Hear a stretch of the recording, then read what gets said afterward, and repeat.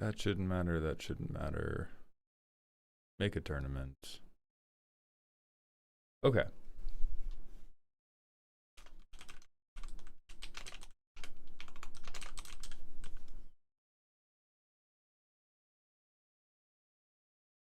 That's fine. That's fine. We don't need people to register. Starts right now, whatever. Not gonna do voting, not gonna do any of that. Save and continue. Hello, everybody. Welcome to day 2. I have to grab my coat in a little bit, but as normal, we have to do a few minutes of competition prep.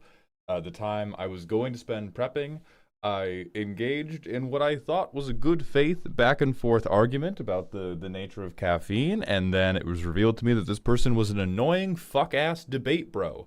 So they have been shot into the sun. And now we will proceed. That was so stupid. I thought we were talking. Okay, so Eichstein knows. Eichstein was there. I thought we were talking about the adverse effects on like what most people consider a moderate range of caffeine, and then they hit me with the like, well, we can't prove any caffeine's harmful. Nobody fucking argued that. Ica Signa. Thank you very much, Ica Signa. I missed the fuck-ass debate, bro. It was not the same stakes as a normal debate, bro. Normally when we get a debate, bro, in the Magic Discord, it's because they are a Republican. This was a debate, bro, who just, like, can't fucking read studies and was moving the goalposts. It was, let me finish making this. Save and continue. I need to get... Okay. Add participants. Great. Bulk add. Do not make me... Yeah, do not make me do that. Well, Ica Signa, there's also a difference between, like, the FDA, like, again, saying it's not harmful for you and saying... Like, so, for those of you who have none of the context, because I'm going to give the context, because this motherfucker was so stupid. They were so fucking stupid. The FDA has published that 400 milligrams of caffeine a day, about the safe limit.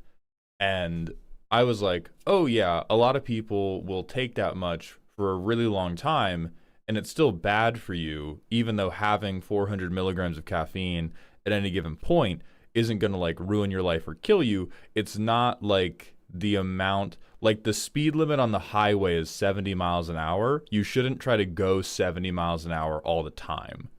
And so I went into the study that the FDA, that there was a big meta study that the FDA was referencing for why 400 a day was the like safe limit. And I was showing them, oh, hey, look, almost all the data points they are using with respect to mood, anxiety, and sleep interruptions are studies that only run for a day, that only measure one acute dose, or measure a very low number of doses. So they're seeing what caffeine does to you over the period of a week or 2 weeks. That is very, very far removed and should not be looked at as like definite data for what's happening to somebody who is drinking 400 milligrams of caffeine every day of their life for a decade. I was like, does that make sense? And then they responded to that with, well, that's not proof that any amount of caffeine is harmful. If you want to prove that any amount of caffeine is harmful, you need a study that... And then I banned them. And then I banned them because that was the stupidest fucking thing I'd ever heard in my life. Because it's not what I was arguing. I still drink caffeine. I was at no point attempting to raise the argument that any amount of caffeine was bad for you, that you should never, ever have... I have green tea right now. This has caffeine in it. And somebody earlier in the conversation, I was like poking fun at them because they were like, oh, I drink a cup a day, I can skip it. But I was like, oh yeah, a cup a day is literally fine. Not a big deal. You're not going to have a dependency. You're not... Yeah, and so they just can't fucking read. Like, they just can't fucking read scientific literature. And, oh, it was so stupid. So what is the equivalent of 400 milligrams of caffeine? Unfortunately, and this is what I think Well, again, I'm not even proving the study was flawed. I certainly did not do that. It is a pretty high bar to prove the study was flawed. I was just pointing out what about the study made it difficult to then infer or project the result of that study out over a really long period of time. The study was not wrong for what the study looked at, right? Over the 1 day acute dose, over the like 2 to 3 days that they looked at, we know not a huge problem. But there were also many studies that looked at it and were like, oh, this does cause problems. Yeah, we're going to have, while I'm doing the details, we're going to vamp about how predatory the caffeine industry is today. So 400 milligrams of caffeine, which is the safe acute dose for caffeine, is like 4 to 5 cups of coffee. It's a lot. Like, you have to drink a lot of coffee to get to that. It's like 4 Red Bulls. That's a lot. It's like 3.5 Monster Energies. That's a lot.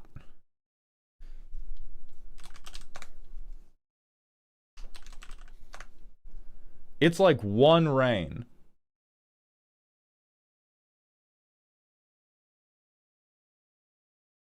Like 1 Reign.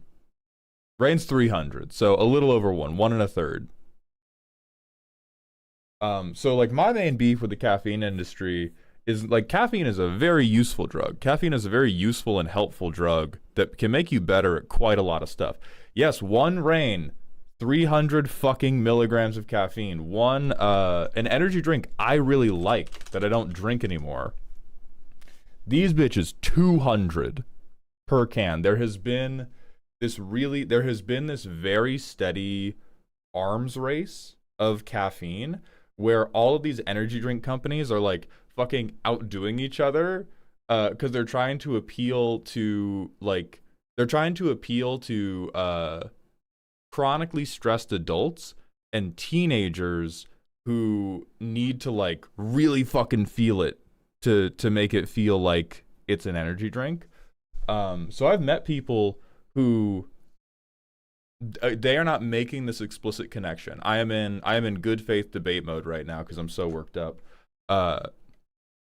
But I have met people who, when they are thinking in their head about their caffeine use, they have heard the stat about like, oh yeah, it's like 4 cups of coffee before you're even worried. And they translate that to like all things that have caffeine in them, or they appear to be like, oh yeah, it's like when people, when you talk about alcohol, and it's like, how many drinks can you have before it's causing a problem? And they fill up a solo cup that has like 4 drinks in it, and they count it as 1 drink because hey, it's 1 cup. I only drank the 1 cup. That's what I see happen with energy drinks a ton, is people, because these are just like, labeled roughly the same in like the coolers and all the grocery stores and all the convenience stores, people will grab these and be like, oh yeah, I can have 4 cups a day. What's wrong with that? And then they drink 800 fucking milligrams of caffeine, develop a really bad tolerance, and then are like, why can't I sleep good? Why do I have trouble organizing my day? Why do I have anxiety? So it's comparing beer bottles to whiskey. I don't think it's that steep, but that's a good point of comparison, yes.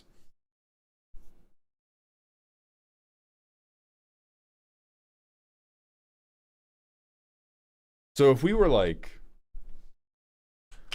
honestly, my gold standard for an energy drink is one of the tiny Red Bulls. This one's even too big. The 8.4 fluid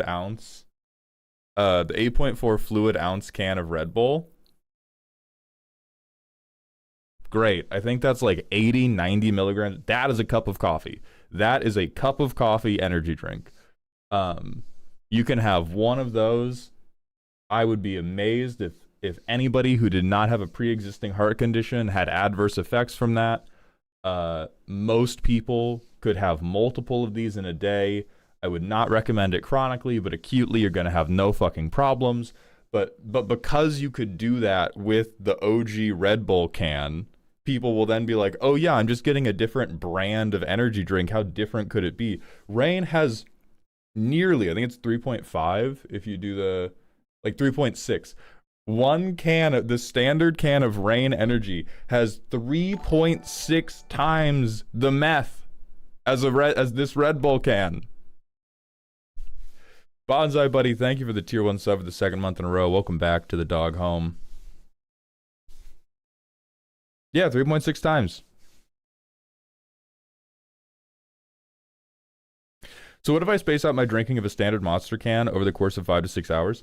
Well, in general, if you're trying to like stay awake, most people are trying to take caffeine because they want benefits to alertness. If you're trying to get a benefit to alertness, it's I believe it has been shown. I do not have the study on hand, so again, fact check me on this. I believe it has been shown to be better for mental acuity and alertness to sip it over a long period of time than it is to just slam it all in one go, even though intuitively you would think like, oh, I'm going to fucking mega dose myself and then I'm going to be super awake. No. Your body takes time to process it, so you will be better off sipping. I have no idea how that relates to like adverse health effects, but I do know that if you want the benefits of your caffeine, you should sip it rather than chug it.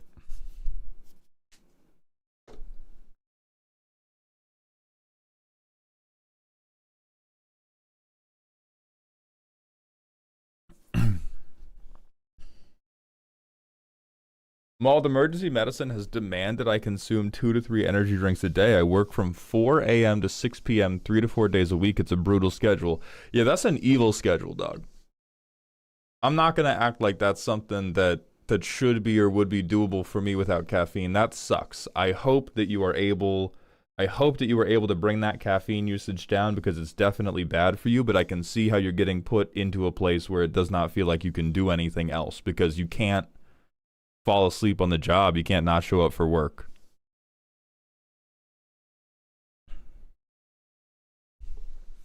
Glyph, thank you for the tier 1 sub for the 4th month in a row. Really, really frustrated with my weight progress. I keep bouncing off my lowest weight. I hit it, then I bounce back to about 1.5 pounds, then losing it again. No apparent trend as to why. What is the time period over which that is happening?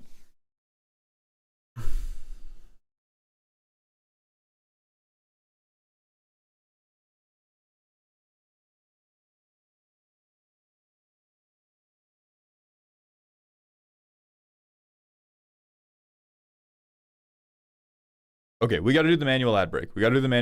And then I got to pull together this. We're going to shuffle the seeds.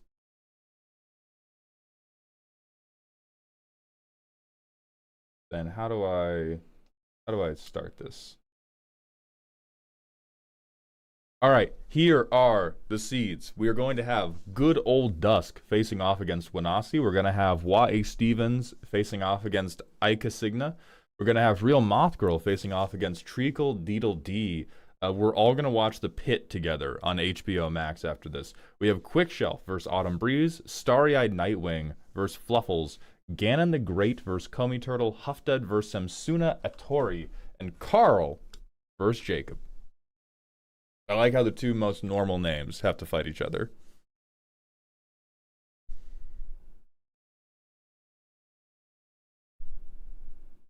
Common Striga, thank you for the tier 1 sub. Welcome to the dog home, my friend. Bossman NGL, your background music made me think I still had GeoGuessr pulled up on another tab. So what measure are you going with for this? Like Stompy, you could see a big board. Is this one? I hate it, but it works. So I think the measures I'm going to be using are, am I difficult to attack into? You can achieve difficulty to attack into me by a number of metrics, but a hallmark of the spirit of a Planeswalker deck is it should be difficult to get damage through. For normal Super Friends decks, this is because they are trying to protect their Planeswalkers. For a lot of these decks, it's going to be very similar to, I'm trying to protect my life total. So we may have some forgiveness for like, oh yeah, you can hit me, but I'm going to be gaining a ton of life.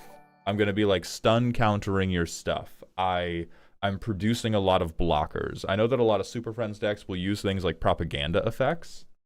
So I'm not going to mandate that you have a propaganda effect in the deck, obviously. Many of these decks would not have made it through day one if that was the case, but we're going to be looking at, can they protect their twiddle pile? Because usually Super Friends has a twiddle pile.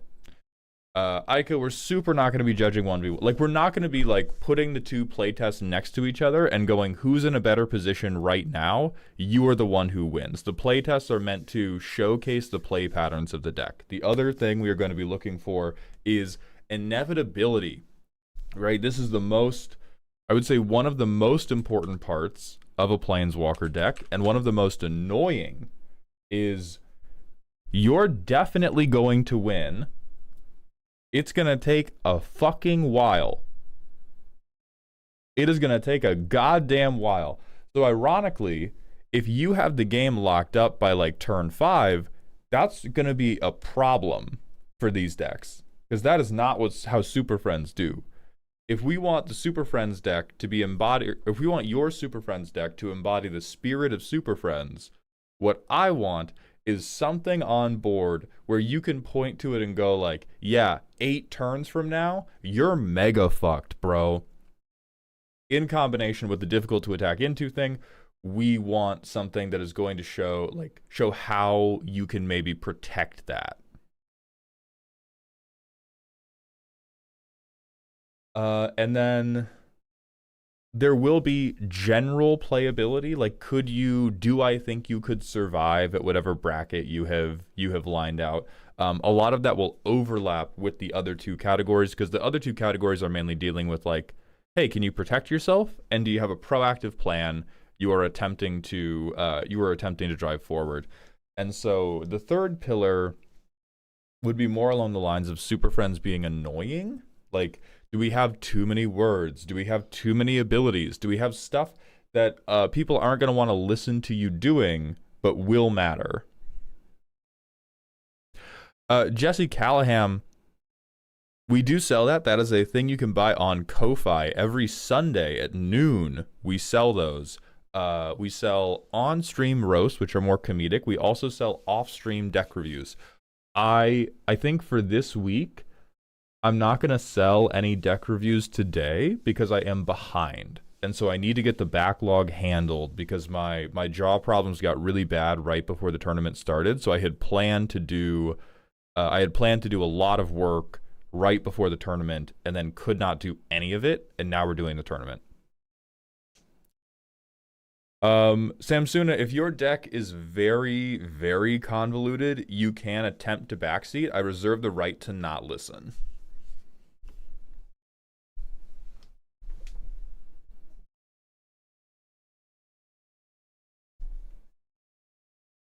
Okay, so with no further ado, let's start grabbing competitors.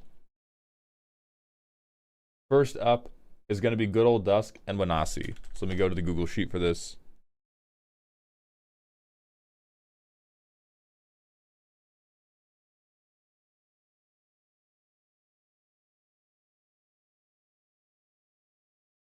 Who did I say was first? Good old Dusk. Here is good old Dusk for a reminder of what they are up to. Sparkling value. You can't call them Planeswalkers unless they come from the Planeswalker region of Dominaria. This is the Dynahir deck where they have attempted to redefine all of their effective permanents as a Planeswalker, because a Planeswalker is a permanent with an activated ability that accrues over time. Dynahir is going to give them haste. They have downtick allegories, uptick allegories, and then they're using the invokers to eventually win. And then, facing off against them, we are going to have Wasi. Oh god. I forgot about them. It's the fucking Planeswalker joke. It's the Iroh deck where they play normal shit and then go, look, all white creatures have Planeswalk. The dark horse who has bet their entire tournament bid on a pun. So let's go into the playtest for good old Dusk. This hand, we have hot dog shit. I'm kind of inclined to keep it because we have card advantage and we can just land drop into our commanders. This is still really bad. I don't think I get. All right, we're gonna mulligan that. I have the surveils. Oh, that's true. You have a surveil land. Okay, we'll do that. We'll draw. Holy shit. Surveil 1. Ornithopter of Paradise. I think we can keep you. Ramp is good and based and true and yum. We ramp. Holy fuck. I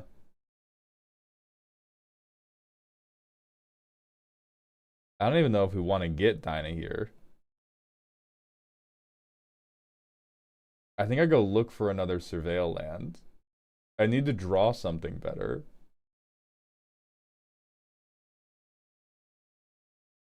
Alright, anybody, for $1, name a surveil. I found it. Never mind.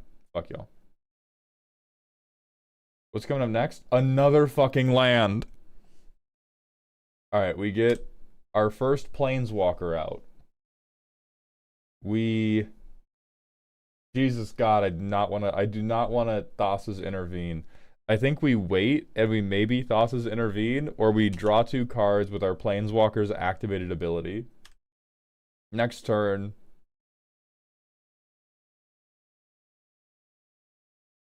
Okay, Dinah here.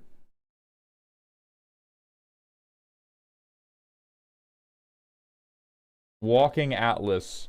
I uptick Walking Atlas to put this onto field to play Omen Hawker. We're fucking doing it. Because we can activate this guy as though he had haste, making him a planeswalker, basically. Alright, we have Polluted Delta.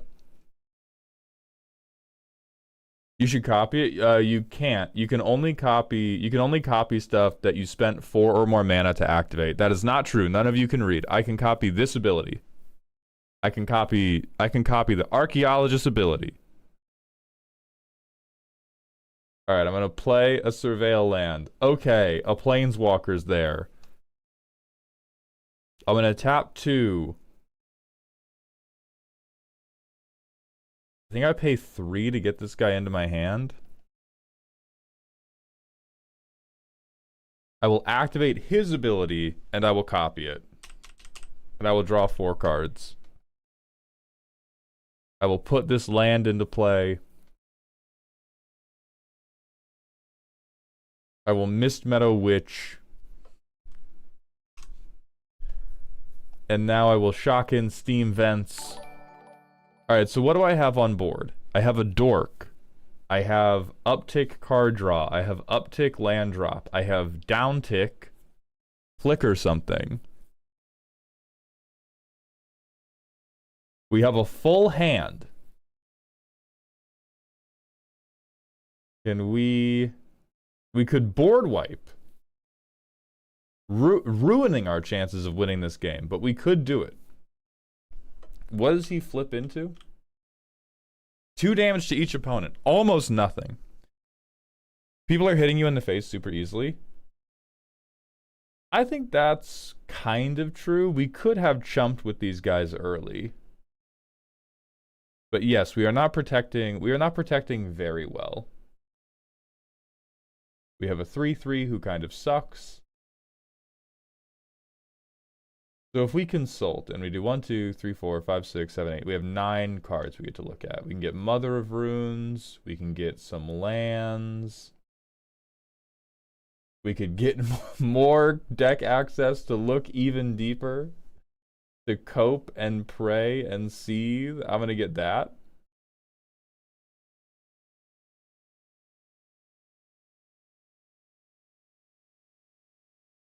We're going fish. Look at the top 7, please. Okay, Balls Invoker. Balls Invoker is here. We're definitely getting that guy. And I think we get this guy.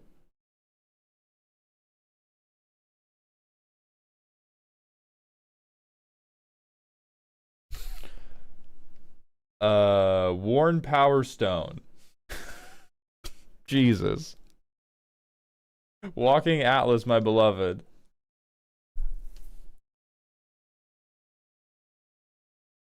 We can get Ball's Invoker down. So we get Ball's Invoker down. On turn 8, what in the fuck is Curious Farm Animals doing here?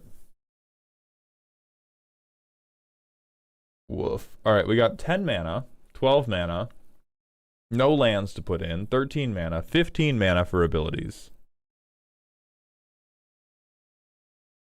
Ah, Ranger Captain target, real. Okay, so we're definitely in bracket 2, but I think from this position in bracket 2, we're not fucked.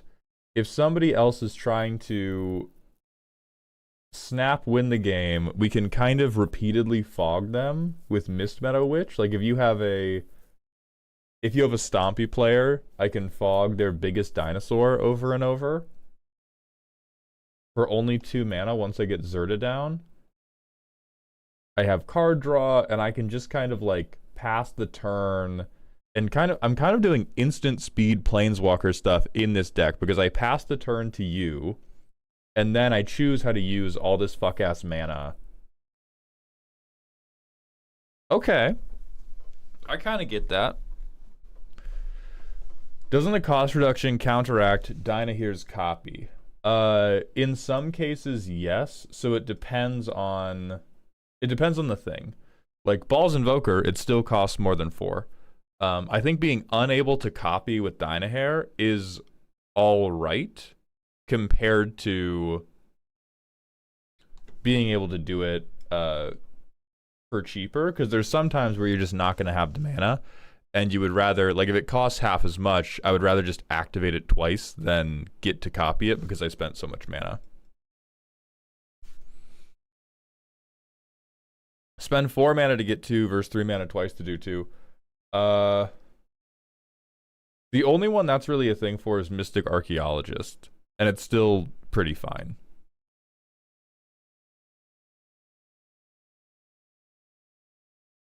Okay, so let's see how the joke deck does. We have a Flicker thing, we have a Ramp thing, we have Recruiter of the Guard, and we have Rumor Gatherer. We'll try this. We can Bucknard. So tapped Foundry. I Bucknard on it. I Rumor Gatherer on it. I play Recruiter of the Guard. I scry 1. Well, it doesn't matter where you're going because we're searching the deck now. What 1-drops do we have? Do we have like Mother Giver Skrelv? No. What? Oh, but we have Stiltskin, Moogle Merchant. Surely that is the 1-drop I meant to grab. I grab him, I play him. And then I get to draw a card. We drew the Secret Commander. Aeson Highway. Now, all of our white creatures will have Planeswalk, making them Planeswalkers. Next, we go Helpful Hunter. Scry 1. I actually low-key want to draw that because we need enough planes to give them away for Planeswalk to matter. And then I think I Eerie Interlude. And I think I flicker these 2. The Recruiter comes back in. I get to draw a new card, and I get Teleportation Circle. Helpful Hunter comes back in. I get to draw a card from it. And then I get to tutor another thing with power or toughness 2 or less from Moonblessed Cleric. There's White Orchid Phantom. There's Core Cartographer, which I think I might get. There is Skyclave Apparition is actually foul. Yeah, we'll get Skyclave Apparition. So you come to my hand. I have 2 mana left. So I'm gonna tap Bucknard's Evilful Purse, and I'm gonna roll a d4. How on earth do I roll a d4 in this accursed playtester?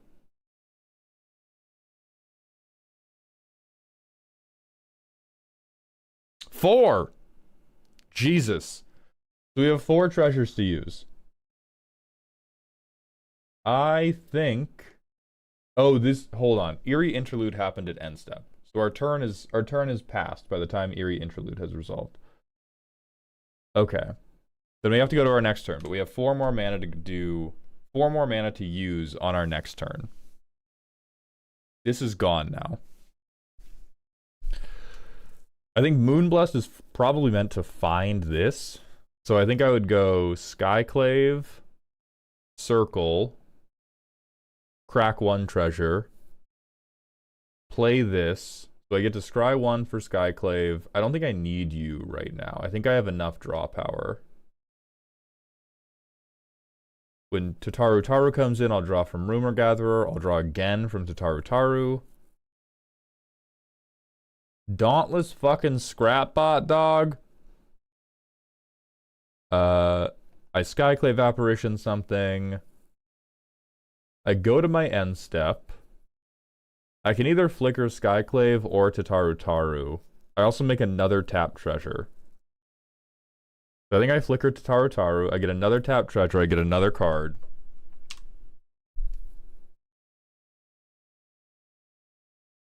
I play this. There's Academy Rector.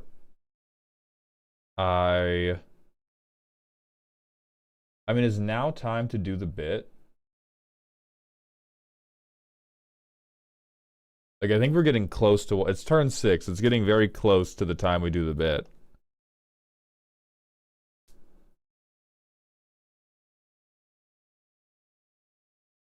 I play Iroh. We get to make a food. What are you swinging with when we have the bit? Right, that's the... That is the question. We can make everything unblockable, but can we make it... So at the beginning of combat, here, take this tapped plains, Rodney. I make a 1/1 white ally, and then I put a counter on it for each thing I've given away. So it becomes a 2/2. That's not too much.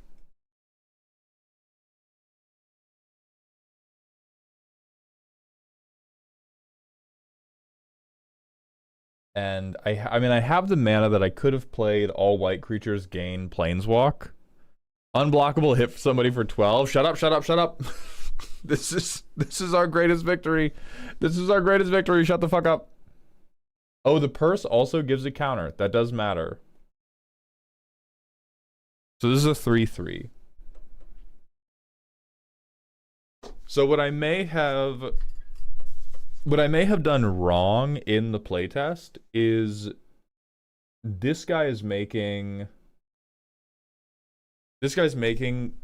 bodies every single turn. I may have fiddled too much with the stuff in my hand. Because if I had played Iroh turn 3 and then begun doing the Rumor Gatherer thing, we would be 1 turn behind this. We would be on turn 7, but we would have 3 more of these ally tokens, and we could have been selectively giving away like treasures or something, and so we could have maybe 3 more turns, 3 more permanents, so it's like 4, then 7, and 9. We could have like 10 more power on board if we were playing it more aggressively.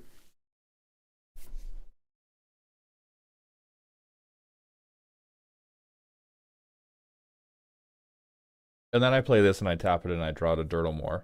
And then I play this and I exile your thing.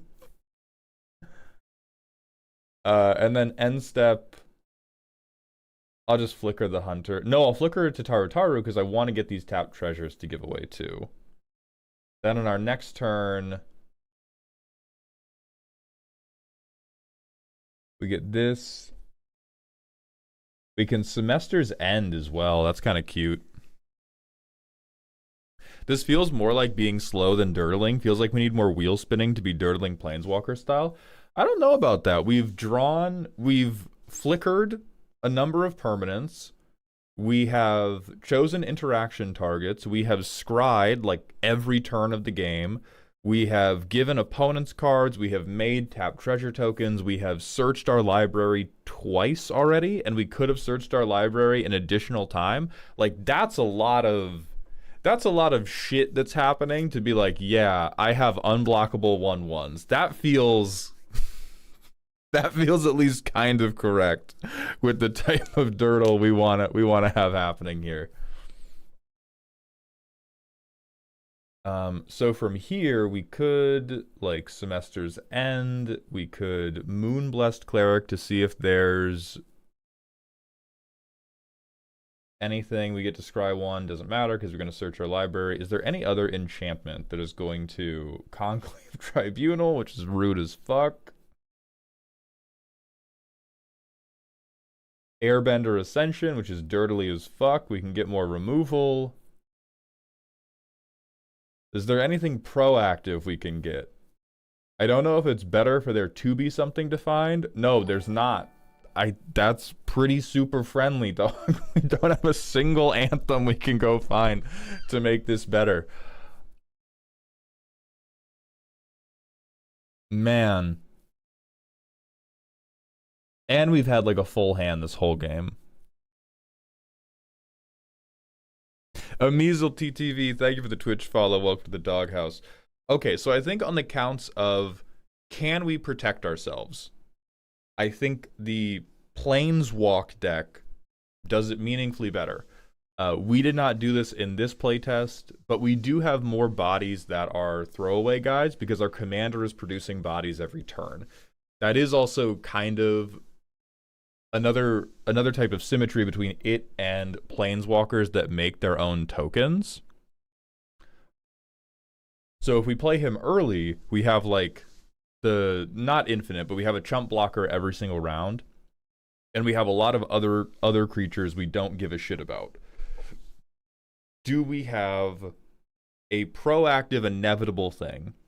100% yes. I am making my army of unblockable shitlords. You cannot stop them. They do have removal. We've removed a number of permanents this game. We could be removing cheap stuff over and over and over. And it's like, I don't like it because it's going to take 10 turns. We're killing you with unblockable 3/3s. But like, it's coming. It's happening. You can't stop me.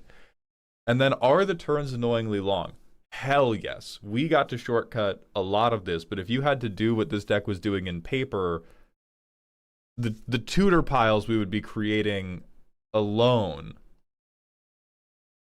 are just marvelously stupid. And I've been like holding back other tutors.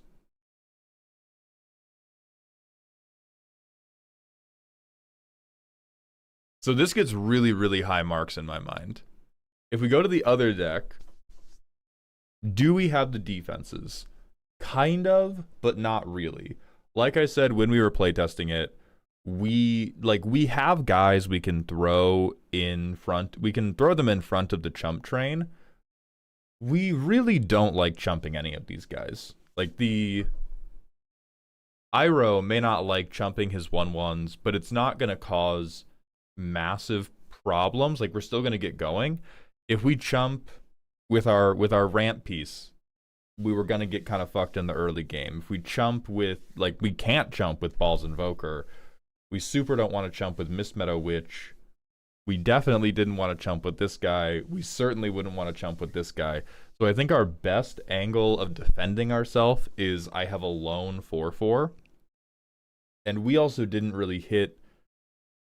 Oh no, we hit interaction. We did hit interaction. Both of these decks created some type of on-board permanent, I can interact with you annoyingly. They have both achieved that. I think both decks have achieved having a proactive win con. I do think the Planeswalk deck is more annoying. More annoying with its win con. Like because Ball's Invoker is a math problem.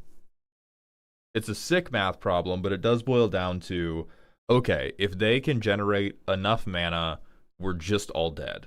Versus the Planeswalk deck is you fucking going, am I really? It's a 3/3. Can nobody deal with this? Can nobody get rid of the fucking enchantment so I can just block this dumb motherfucker? Please. Can somebody? Like, it feels... This win con to me really hits the spirit of like a Planeswalker emblem where you feel like you should be able to beat it. You can't. You won't.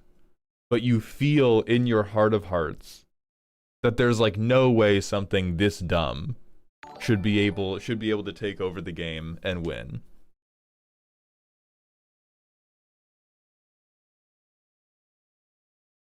So I'm going to give round 1 to Oops All Planeswalk.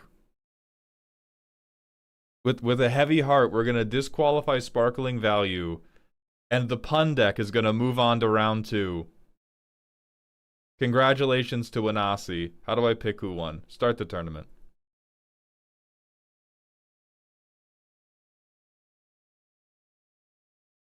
We're going to move on to Wasi Stevens and Aka Signa.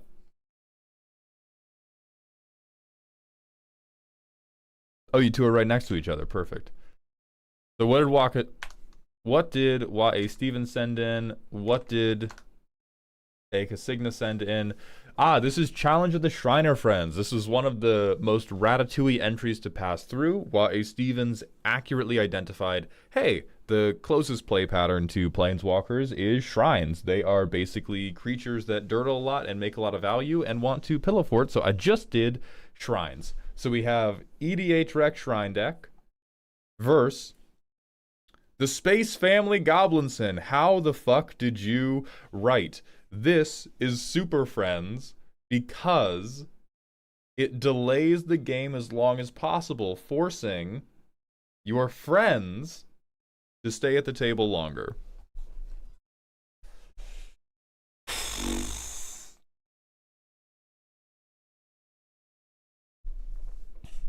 Mr. Hound, do any of the Strixhaven precons come close to or exceed the power of strong precons like World Shaper or Turtles, in your opinion? No, I think Turtles was like a generational event in terms of strong precons. I think there are draws where they could. The thing that's fucked about the Turtles is you have two partner commanders who work really, really well together. There's nothing in the world that can curve out better than the Turtles precon. Because you have your 2-drop, you have turns 3 and 4 picked for you by the command zone, and they are very good turns. They put counters on almost all your shit. I've played this deck 3 times now. The shortest game was 2.5 hours. The longest was 6. Horrifying. Alright, so let's see. How do Shrines play? We have 2 lands, a mill shrine. I kind of don't like this hand. It doesn't really get to our commander quickly. Yeah, this one seems like it would do it. So we go land, Bird of Paradise. Land, Mesa Enchantress. Land, Shrine, draw a card.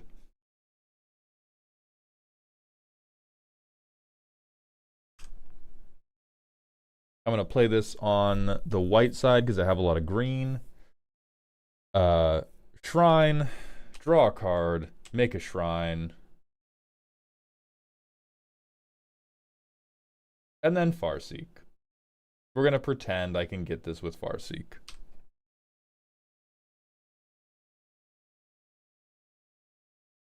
We get to float 4 mana of any one color. I'm going to float red.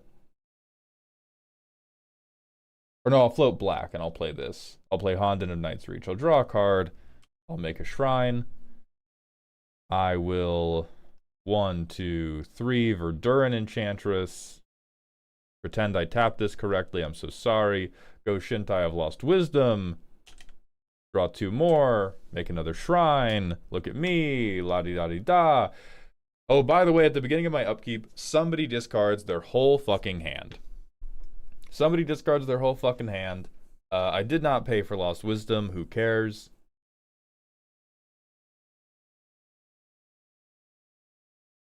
I can wipe the whole board. I can search for a bunch of basic lands. I can Tuvasa the Sunlit. I can Karmic Justice. I don't really think we have to see any more of this deck. It definitely functions. It is a Shrines deck. So do we have inevitable win con? We do, unfortunately.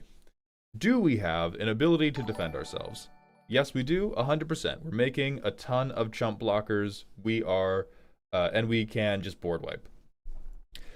Does it feel planeswalkery? Does it feel annoying? It feels annoying. In the playtest, it does not feel annoying in the right way. This feels... I think Planeswalkers, I think Super Friends is meant to evoke this feeling of feeling like you could have beaten them. Like it would have been so easy. Yeah, that's a good point, Carl.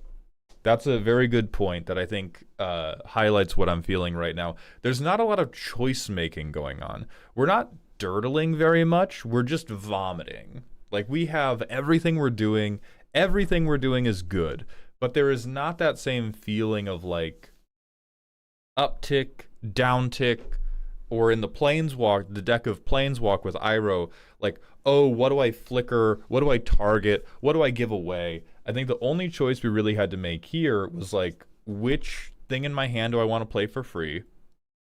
And then which opponent do I hand rip first?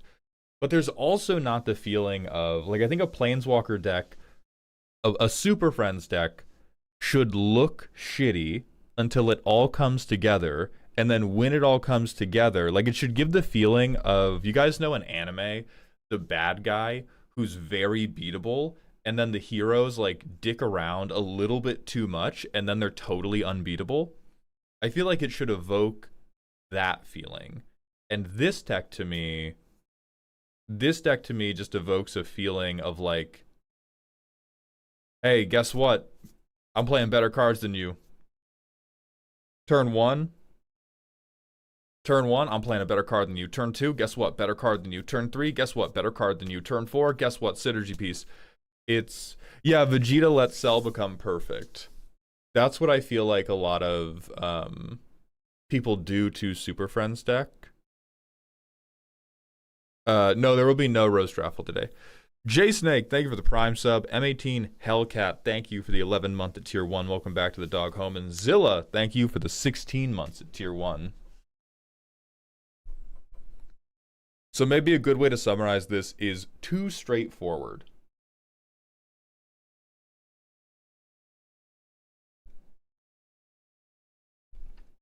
In contrast, let's see what the Space Family Goblinson can do for us. We have Fable of the Mirror Breaker. We also have Worldfire.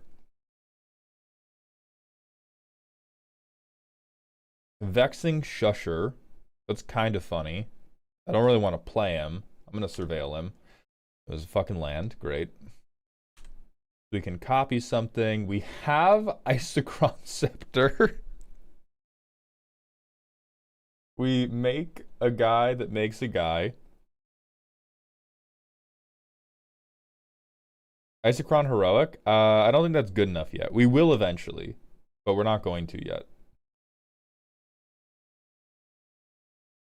We can discard 2. I'm definitely doing that. Fuck Worldfire. That would end the game. We need Blasphemous Act. Fuck this land. Draw 2. Alright. Play this. Bam, bam. Bam, bam. Bam. Do I play Mindstone? I don't think I do. I Isochron Scepter. Imprinting. Heroic Intervention. I swing my Goblin. If anybody tries to hurt him, I fucking ISO Rod Heroic Intervention to protect my 2/2 Goblin Shaman. Turn 5. I Isochron Scepter Heroic Intervention, and then I act blasphemously. Fucked up. I swing my Goblin Shaman. I Mind Stone. I immediately crack it for card draw. I play Helix Pinnacle. On somebody else's turn, I Isochron Scepter Heroic Intervention. And I block.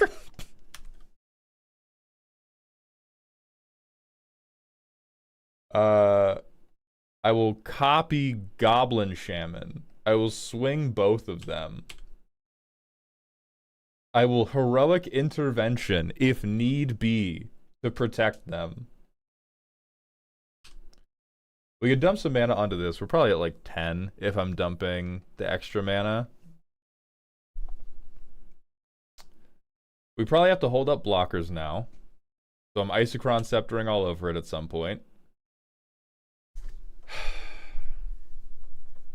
Okay. This seems like a fail to fire to me. I think this is the first time we will go back in for a second playtest, because this is... I do not get the sense that this is what the deck wants to do. This did not do very much to delay the game, like it said it would. What's the commander do? The commander cares about rolling dice.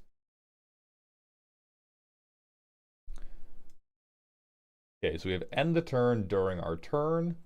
We have treasure chest, which is crazy bad. We can roll die too.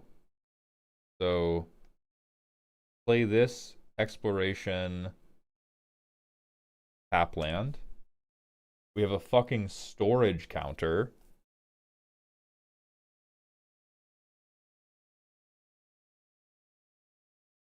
Vexing puzzle box.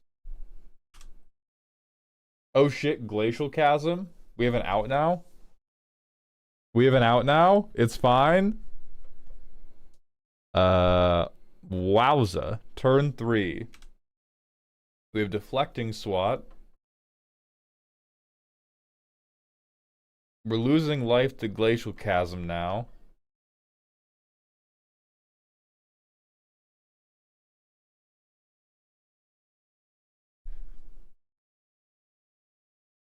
We Scalding Tarn. I mean, rolling dice. So we could have rolled dice on both the turns we played the Space Family Goblins in. How do I roll a d20? 13? Oh, he just gets 1 counter no matter what. We're at 28 counters on this. Oh, I have to sack a land for Glacial Chasm? Holy shit, bro.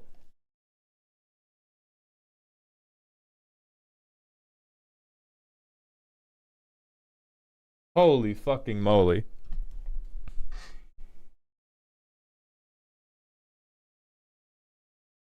Chasm, Crucible, Exploration. But we don't have Crucible, right? So we treasure chest. Then on my next turn, I play this. I do not care about the Hexing Squelcher. Starry-Eyed, thank you for the 14 months at tier 1. Welcome back to the dog home.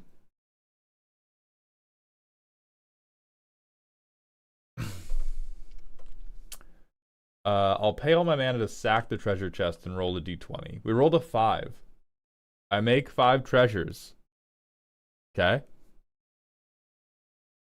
I roll a 7.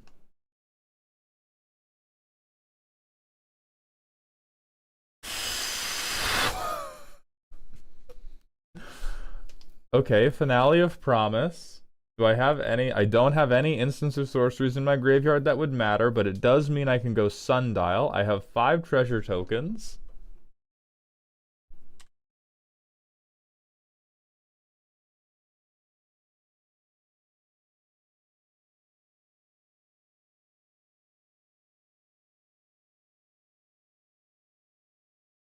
Oh, that's true. We could be just skipping our turns. We could be ending the turn every upkeep when the cumulative upkeep trigger happens. That's... wow. That is brutal.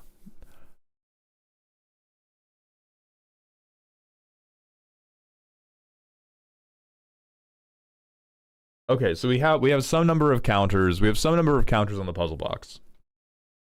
We can Final Fortune to get an extra turn to try to dig, and then we sundial away the trigger that would kill us. And then the next turn, we can like Finale of Promise to get Final Fortune back. To get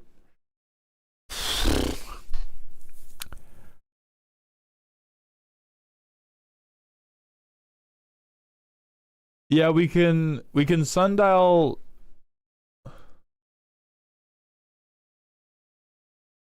All right. Hold on. Let me collect all my thoughts because can we protect ourselves? Yes, but badly.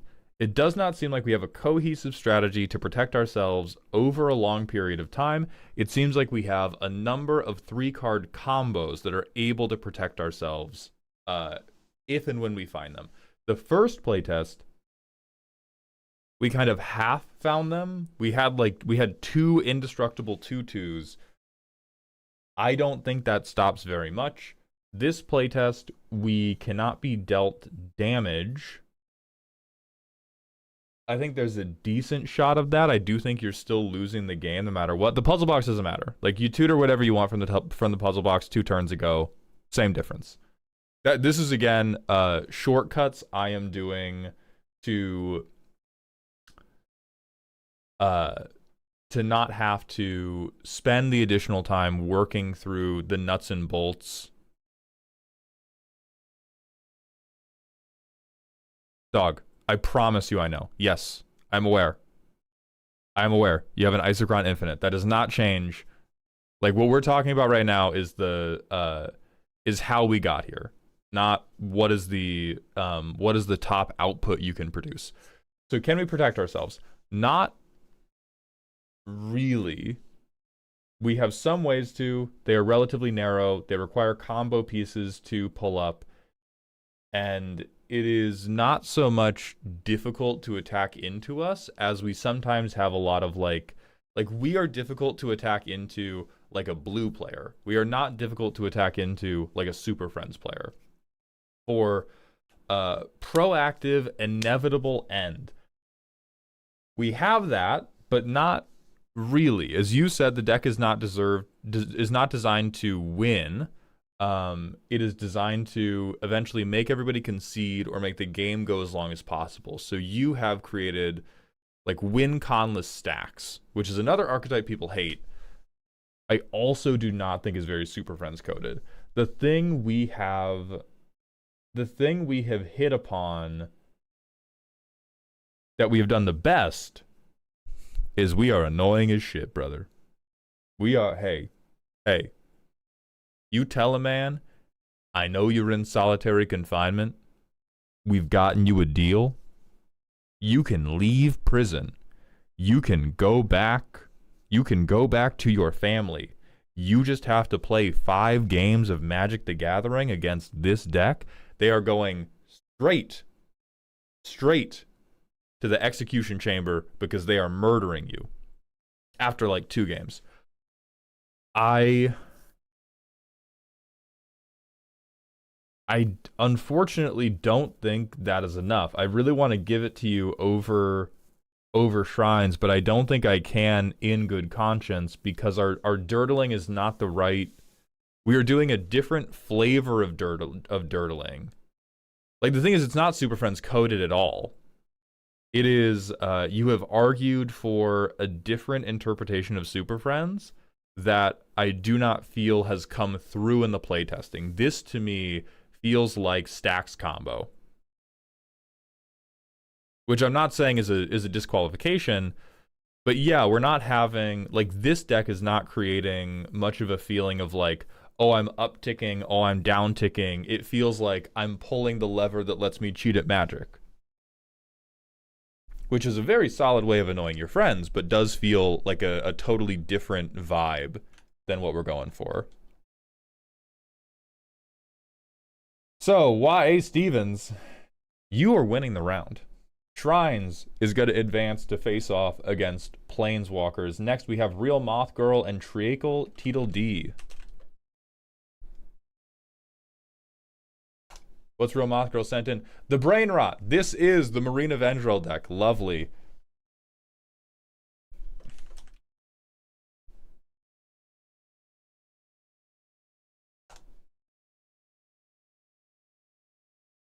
And then Mom, we have Planeswalkers at Home. So this is another deck. This is the Bant Counters deck. That is, it's a bunch of permanents that can add and remove counters to get value. Now the Brain Rot is another one of our Banksies. The Brain Rot's another weird one. It is Marina Vendrell is a TikTok obsessed 16-year-old, and she has doom scrolled so much that she now believes that she is imaginary friends with the figures from the TV shows that she's watching on TikTok. So it's a bunch of sagas, but it's a bunch of sagas that are references to pop culture stuff. And we're going to see how that goes. We have Clash of the Icons, Wheel of Fortune, we have some lands, we have turn 3 ramp. I'll try that. Land pass. I'm just gonna say we're gonna pit fix you for this playtest. No, I should get a different triome. I should. Wait, we need Raugrin. We have green. We need 2 white eventually. I'll take Raugrin just to cover red and blue.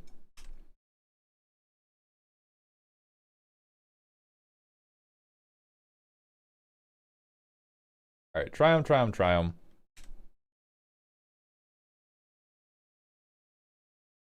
Return a permanent card. Make a treasure. Turn 5. Make a treasure off of City of Death. I summon Brynhildr. I exile Hidden Hideout. Great. Enters tapped. Next turn, make another treasure. I bring in my TikTok obsessed 16-year-old on turn 6. I reveal the top 7. I get 3 new sagas into my hand.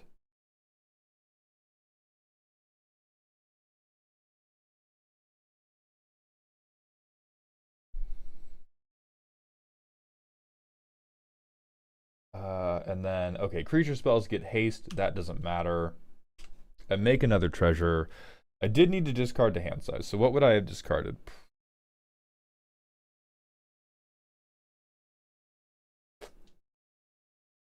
Not the Knight of the Doctor. I'm about to cast that. Probably the Death Egg Gwen Stacy. Probably Vault 11. Probably Fat Choco. Probably Wheel of Fortune because I like too many of my cards, and then Farseek. All right, so here's the fair and honest. Oh wait, no. We would have 8 because we're at the draw phase of a new turn. So now I can go Knight of the Doctor. I blow up everybody. Ha ha ha ha ha. On my next turn, I bring Marina back. 1, 2, 3, 4, 5, 6, 7. We whiff. No new imaginary friends. This thing's over now. We have made a new treasure. I'm going to Farseek all over it.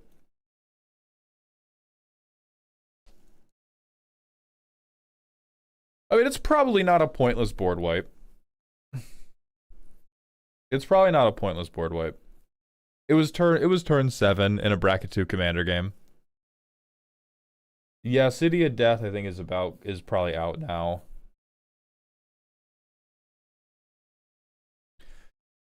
And then I don't think we played land for turn.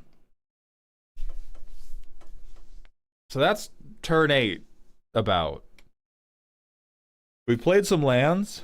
We've wiped the board once. We're able to do it again. And we can summon Knights of the Round. Didn't you do it turn 3? Yes, we did City of Death turn 3. We did Doom Scroll for 7 turns, for sure. I don't know if that makes us win the Super Friends competition, but we definitely won the Doom Scrolling competition. Metal Joe, thank you for the 4 months with Prime. Welcome back to the dog home. LOL, this is 100% Super Friends because you refuse to track all the individual upticks. That's a good point. I did not want to track any of those things. Okay, so let's go back to the 3 pillars. Could we defend ourselves? Unfortunately, yes. We are defending ourselves by board wiping. We could board wipe 3 times in this playtest. Do we have proactive inevitability? Kind of. It's just not great. Like, we can summon Knights of the Round. We have summon Primal Odin. These to me don't feel as domineering as a Planeswalker emblem, but it would be complete cap to argue that these are not able to close out a game, particularly if we are ever able to loop them. Or feeling like a Planeswalker, I think we capture the value dirtle. We're doing a lot of fiddling with dice and counters. I think similar to the Shrines deck, we're falling short a little bit on choices. Like, we don't have, oh, am I upticking or am I downticking? It's very similar to the Shrines deck where it was just like, we're going to our main phase 1. This happens, and it is good for me. A thing I like about it more than the Shrines deck is the sagas are mandating that a different thing is going to happen, so it's not just like more of the same over and over and over. But I don't think that does a lot to make it feel like upticks and downticks. Let's see how... Who is this? How Falco Spara does it. We have 1 land. I am not going to keep that. I'm not going to keep that. We have a fucking gemstone mine. I'm going to go down to 6. Jesus God. This is really bad. I'm going to bottom this and hope. Play a tap land. Can't play Dawn of a New Age. Play Staff of Compilation, pay 4 life to draw a card. Okay, thank fuck. We've hit a creature. Pay more life. Play Flitterwing. Great. Goddamn Vivid Grove with charge counters. Play Falco Spara. Play with top revealed. Woof. Pay 4 life, draw a card.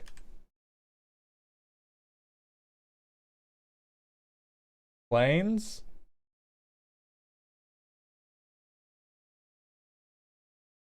I can spend the 3 mana to get a counter off this guy and draw a card because he hit. Alright, here's a Myojin on top. That's really cute.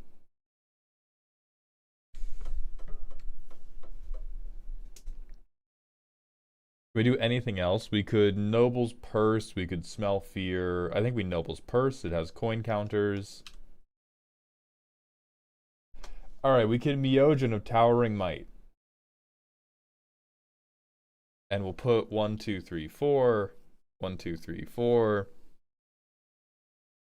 I think this taps us out. 1, 2, 3, 4, 5, 6, 7, 8.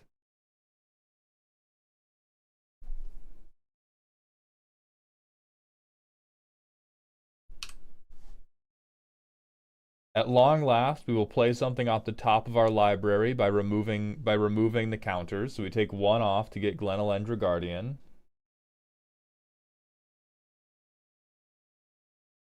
We can remove another one to do Ludovic's Test Subject.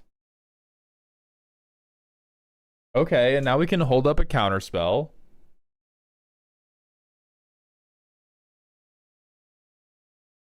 That's kind of cute. So it took all 8 turns to get there, but it did eventually get there. So let's go back over our pillars. Can we defend ourselves? Not really. We hit no interaction. We did not have good blockers. We had blockers that we could have thrown under a lethal swing, but it would have been very bad for us to block with them. Do we have inevitable an inevitable proactive win that will annoy people. Kind of, yeah, but only insofar as we have flying creatures. I'm not seeing a buildup of inevitability. And then for does it hit the Super Friends play pattern? I think we get there eventually, but I think it takes a very, very long time to get there. Those first couple turns were very rough. If we had gotten collateraled by a board wipe, we would have been totally screwed. If somebody had, swung at us with early pressure, we would have been totally screwed. If there had been any targeted removal, we would have been totally screwed. Again, I'm not expecting your decks to be only indestructible creatures, but on the spectrum of how bad does interaction fuck you, it feels like this deck gets fucked pretty bad. So both of these decks kind of hitting grounders as far as power level goes.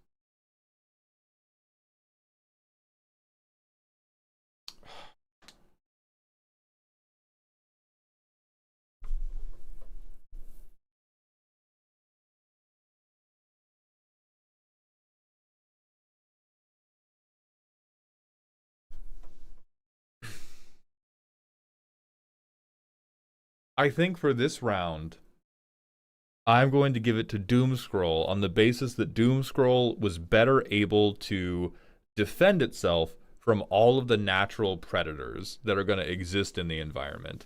Like both of them had relatively weak runouts. Both of them, it's a little unclear how they're going to get over the finish line. The Brain Rot deck, the Doomscroll deck, was at least able to hit us with the board wipe, board wipe, board wipe. And I like that it's a little bit more esoteric. This one also, when it was presented to me, the presentation felt pretty weird. This to me feels a little bit too normal. So Moth Girl, you are going to scroll on. Tetle D, thank you very much for participating. I do need to pause this for a moment to take a bathroom break. I will be right back, and we will continue with round 2.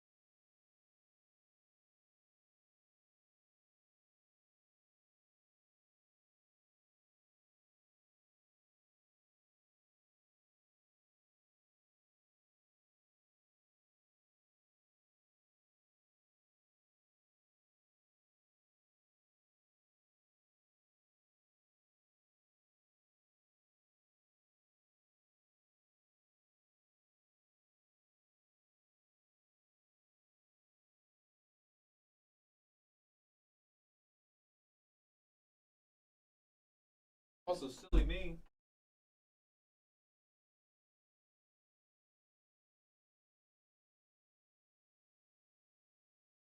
I forgot the goddamn coat. What am I doing? The purple wave, yes, this is round 2.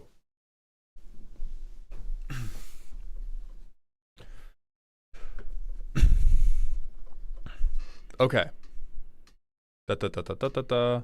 Oh, yes. For anybody who has stuck around from day one, if you are planning to buy any Strixhaven product from the upcoming set, if you have any Magic purchases coming up, please consider shopping at our sponsor, CoolStuffInc.com, and using code MAULD for 5% off. They will be watching the purchases, and if people spend money, they will fund these competitions more. We can get the prize pool bigger. We can add prize support from the upcoming sets to the prize pool. If you were not going to make a purchase, don't worry about it. Purchasing is not a precondition of entry or winning. All right, let us continue with Quickshelf versus Autumn Breeze.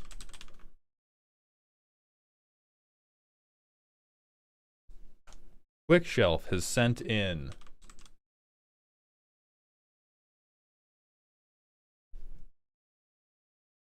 yes, we have Garnet creates an AO3 account from Autumn Breeze, and Quickshelf, if everyone transforms, everyone is super. So Quickshelf has gone the Banksy route of attempting to redefine a super friend as a creature that transforms into something. Autumn Breeze has gone the route of, well, I am going to dirtle with sagas, and my commander is going to move those counters around. That's basically planeswalkers. I think the problem I would guess both these decks have is feeling too combat focused, like if they just beat you to death. So this is a Sika, God of the Tree. I think we've got a caster on the backside. I do not feel like this is a keepable opening hand because we are just land dropping without really doing anything. This one's definitely not keepable because we have 1 land. We're on 6 now. Holy fuck. We're on 5 now. Holy fuck.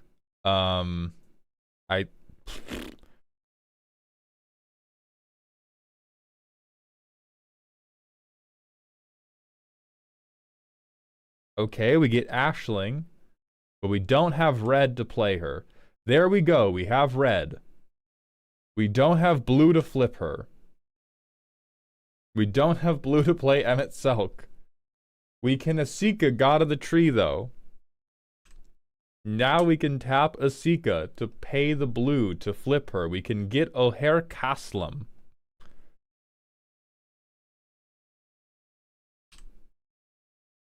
Holy God. So we can float 2 mana, but it has to be on something 4 or more, which is only the Legend of Kuruk.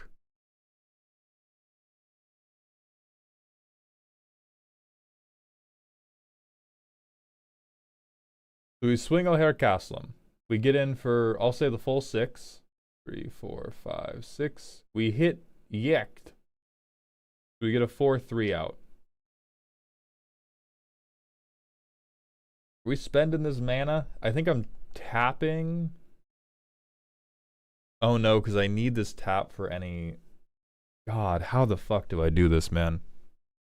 Oh, we get a land 2 from Caslam. Okay, I'm just gonna hit the Ketria Triumph. You're here.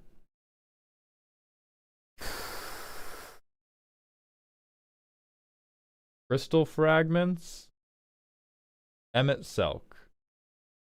On ETB or attack, draw a card, discard a card. I'll discard Legend of Kuruk. I'll play Overgrown Tomb.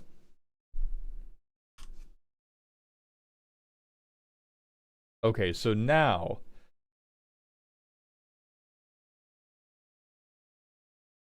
I think I float...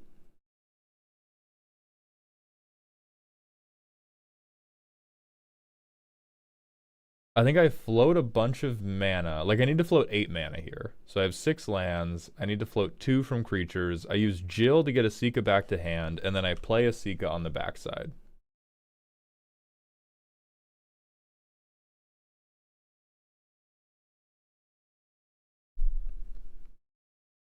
Go to our next turn, we flip, what is it, creature or planeswalker? We get Kefka out. We're going to discard a land. We'll draw like 3 here. We can get some ramp. We can get a Yara. We can moon miss something, which is pretty cute. Okay.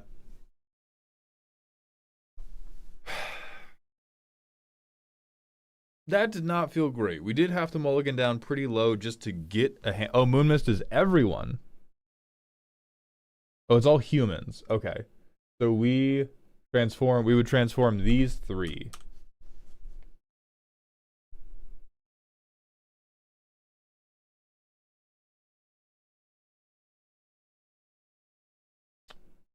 All right. Emmet is not human.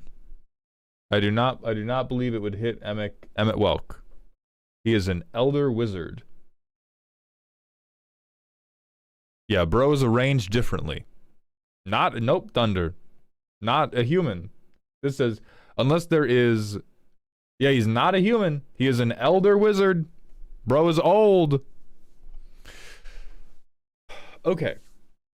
So let's go to our pillars. Could we defend ourselves? Not really. Early run out was horribly bad. We do eventually get some creatures on board, but we're not... It's not looking good early on. Do we have a proactive win condition? Yes, definitely. Maybe one of the strongest win conditions we have seen out of any of the competitive decks so far, and it is also kind of the worst to fit into a Super Friends play pattern because almost all of our win conditions are, hey, this big transformed guy is going to hit you now. So it works to win. That does not feel like that type of inevitable creeping win that I want to feel out of a Super Friends deck. And then, does it feel like Super Friends? I think that's a pretty flat no. It felt like we were slow. It did not feel like we were dirtily. It did not feel like we were taking a lot of game actions for minimal benefit. Like, most of the game actions we take are actually pretty fucking good. Like, we're cheating stuff out. We're Kefka-ing.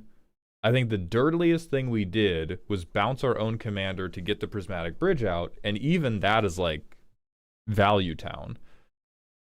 So overall, this one gets pretty low marks from me. Let's see how Garnet does. This does not seem like a ripper of an opening hand. We are just gonna mulligan that.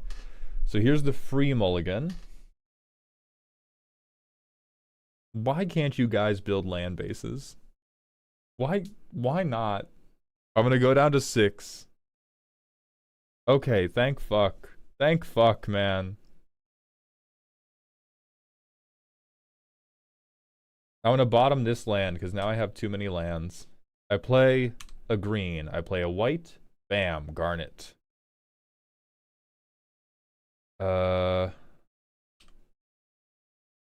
We'll pay 3 life for this. Holy fuck, I'm still pip screwed. I think the land that I bottomed was a plains. We're gonna pretend that I am good enough at navigating the deck to make that work, and I would have bottomed this instead. Alright. We play this. We get a 2/2.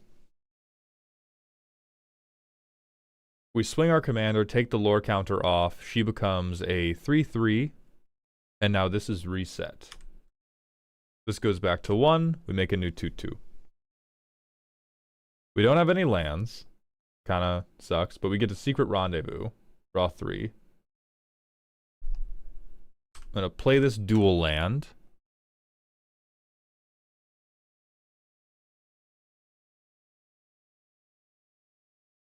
Swing Garnet, put a counter on. She goes to a 4/4 with lifelink. Land.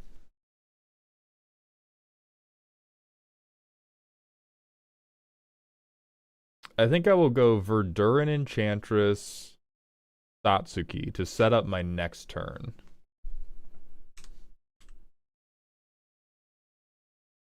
Okay, so now we have the ability to put lore counters on as a sorcery. And then we can take them off with Garnet. So we can do... Summon Titan looks fun. So we'll summon Titan. We'll mill 5. 2, 3, 4, 5.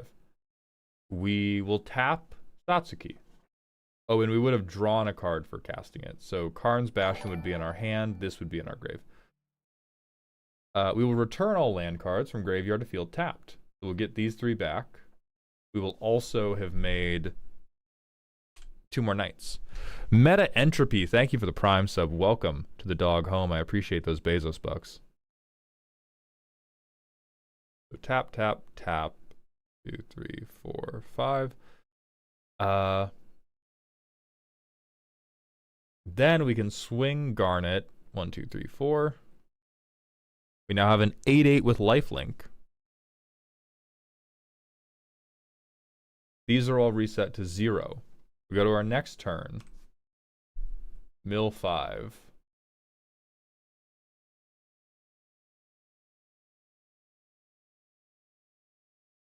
We can... Elspeth Conquers Death. Tap to put counters on them, move them up, move them back down.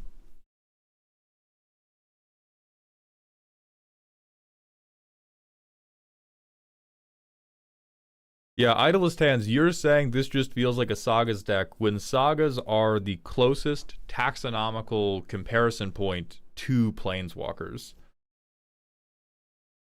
And then people are saying like turning sideways doesn't feel very super frenzy. I'm not super convinced by that because we have a lifelink no evasion guy. And we're also not doing removal. Like we're going back and forth on the Sagas, which does feel more varied to me than like enchantments. But yeah, turning sideways is not... We're not trying to win by turning Garnet sideways. We are turning Garnet... We're turning Garnet sideways to gain life and reset our Sagas. Which is the exact type of like, you're allowed to gain value in combat. I don't want the value to be the damage you are doing. Oh, I did misresolve one of these. So I thought it was any number. I thought it was like all the lore counters from any number of Sagas. It's only 1 from each one.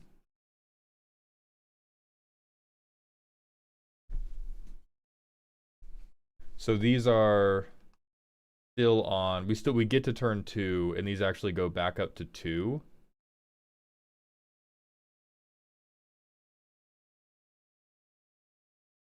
But now we have a fucking removal loop on field as well. And we could Rishkars 1, 2, 3, 4, 5, 6, 7, 8.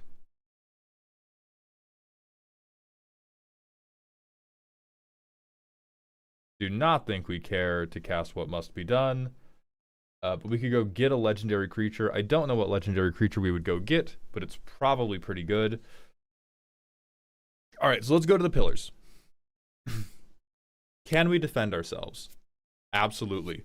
We have a lifelinker. We got a Saga early that enables us to make chump blockers. Our lifelinker can swing freely because we are making chump blockers every turn to just like shove under the bus. Do we have an inevitable proactive win condition? I think so.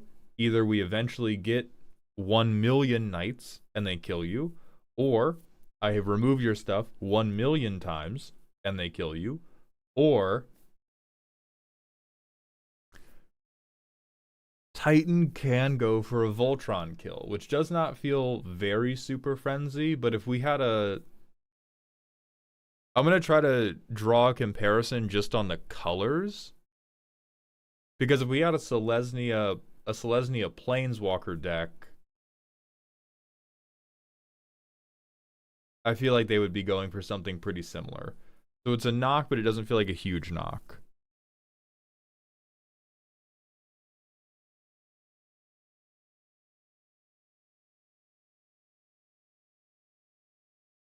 Yeah. And I do think it is very Super Friends coded. Like, you are making decisions about whether to proceed the sagas or set them backward, because it's a May.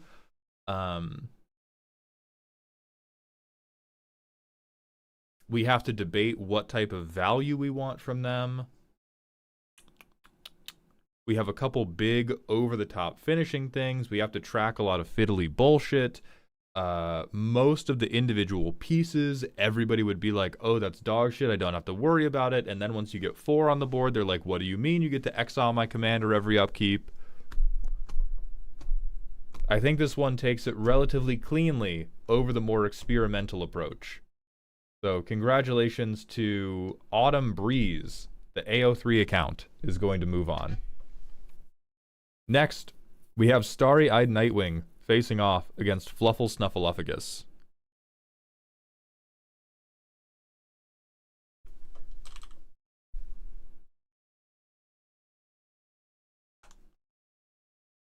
So Fluffles has sent in Maeve's Super Great Friends, where the twist is that, guess what? They're all bitches. This is the clique of the most annoying people you have ever met in your life, and it is mostly meant to evoke the feelings that you get when you play Super Friends of, oh my god, these people are awful.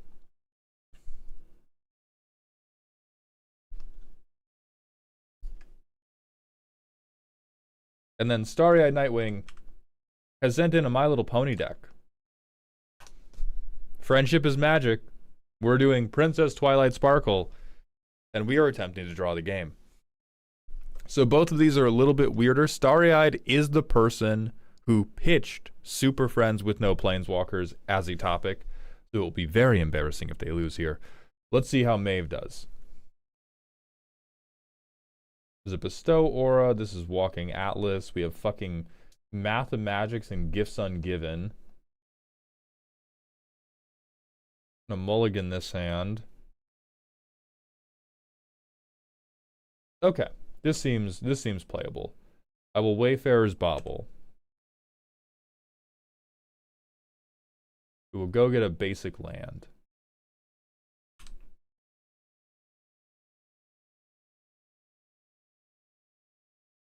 I will Impulse. I will get my land drop. I will play Codex Shredder and Seal of Removal. I will Codex Shred somebody.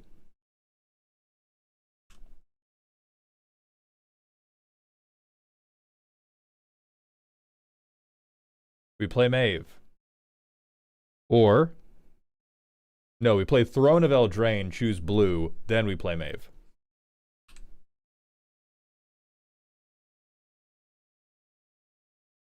We Throne of Eldraine for Urtai. We goad something on another person's turn, we draw a card. We goad something on another person's turn, draw a card. We play Standstill. And we wait.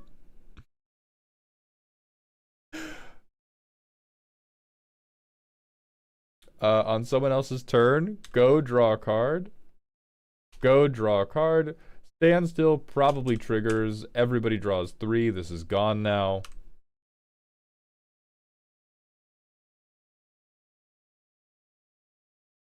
We can Orazka Puzzle Door.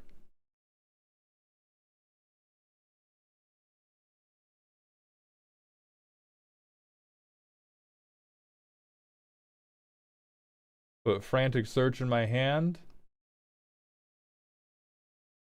I'll Frantic Search. I'll discard these 2. I also have a Transmute on the table, but I'm not sure what we would be transmuting for.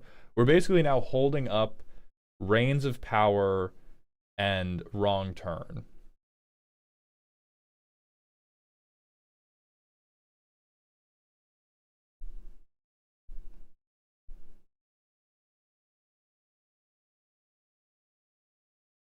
We're going to play Courtly Provocateur. Hello, Hundekuken. Courtly Provocateur. We can't tap them yet. And then on other people's turns, we draw 2 again. We have fucking Treachery. So I Treachery somebody.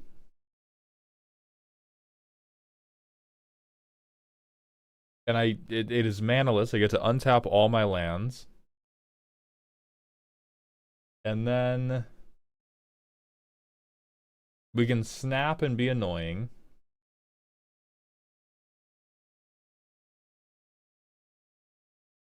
Use Throne to draw. Okay, and then we have a bunch of annoying bullshit. So, let's go to the pillars. Can we defend ourselves? Kinda, yeah.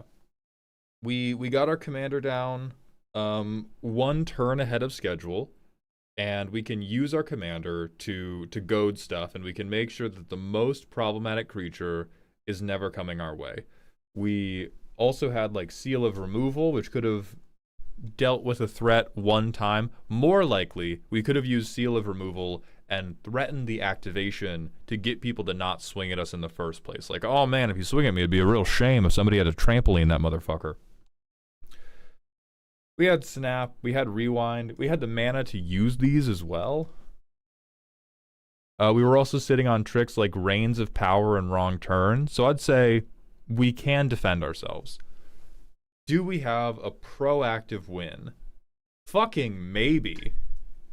I don't see where it is. That might make you more super friends than not. I don't know, but I have, short of stealing somebody else's good creature, I don't know how the fuck we're ending this game. Now, does it feel like Super Friends? I would say it does not feel like classical Super Friends. I do think they've done a decent job of effectuating their attempted redefinition of Super Friends. Like, this does not feel like what Planeswalkers do. Willbender is the win con. Is that it?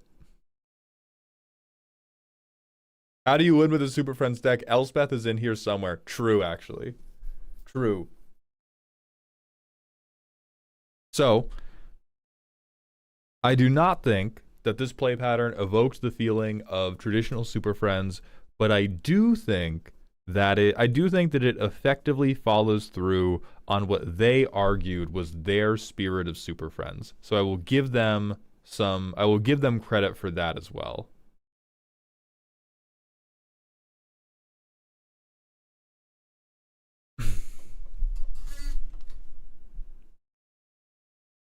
So let's move on to Princess Twilight Sparkle and see how the unicorns are doing it.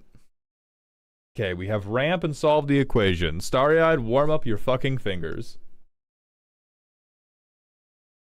I'm gonna Windswept Heath for a breeding pool. I'm gonna explore. I'm gonna drop this. Mountain, Sea of Clouds. We are birdsing and we are solving the equation. What instant or sorcery do I need to find? Weird Harvest. Okay.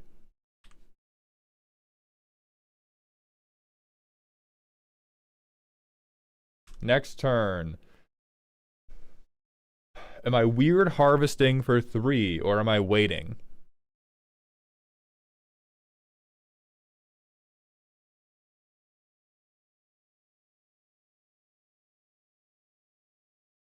Like, is it worth it to go for the weird harvest here, or am I muddling the mixture for a different thing?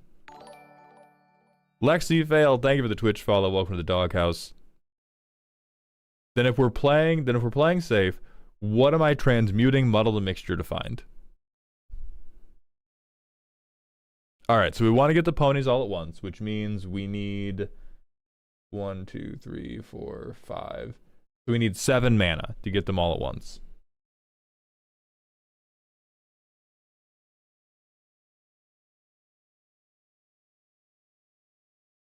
We can get our commander down. We can get our commander down. Can we get our commander down and hold up transmute? We can. So on someone else's turn, we transmute muddle the mixture. It looks like muddle the mixture was meant to find weird harvest, so I'm just gonna look and see if you have other 2-drops.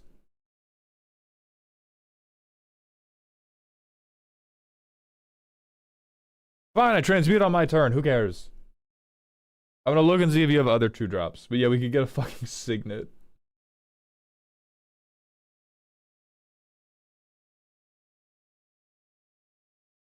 If we have a 2-mana card draw thing, that would probably be what we want, because we want to get to actually no. If we had a 2-mana, is there a 2-mana way to Repeat ramp. Maybe Scholar of New Horizons, which we don't have.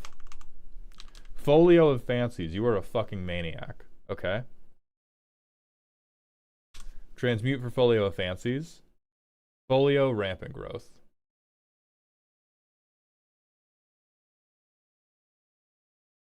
Don't have the mana to pay into this because that came in tapped. Guardian Sunmare, who we cannot play in saddle.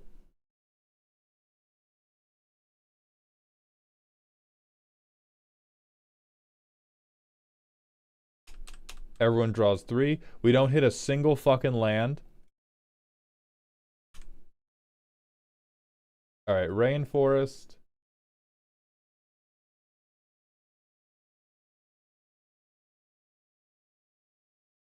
Here's a fucking island. Who cares? Okay.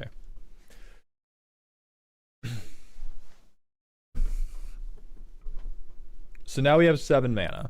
Is this go for the ponies? Yeah, there's value land tax in here for sure. Okay, we Weird Harvest. Fluttershy.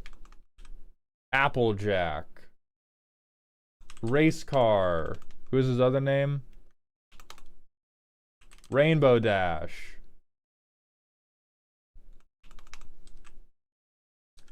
Pinkie Pie.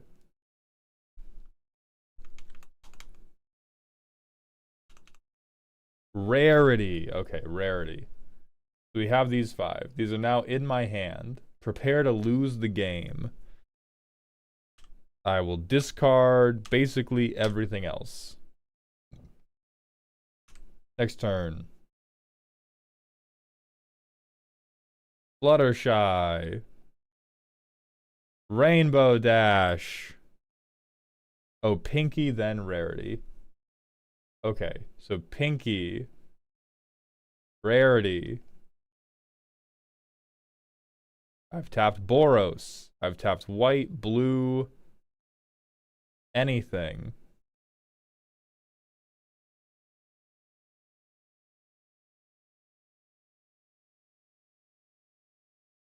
Oh, no discard. It doesn't matter at this point. Thank you, Samander. Let's not worry about it. Is there anything... Because nothing in our graveyard is that relevant to protecting them because we don't have counters on everything. Yeah, we get a tap treasure from Pinkie Pie casting Rarity.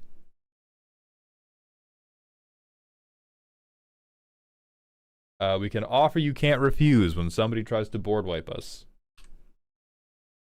Stomping Ground. Fluttershy.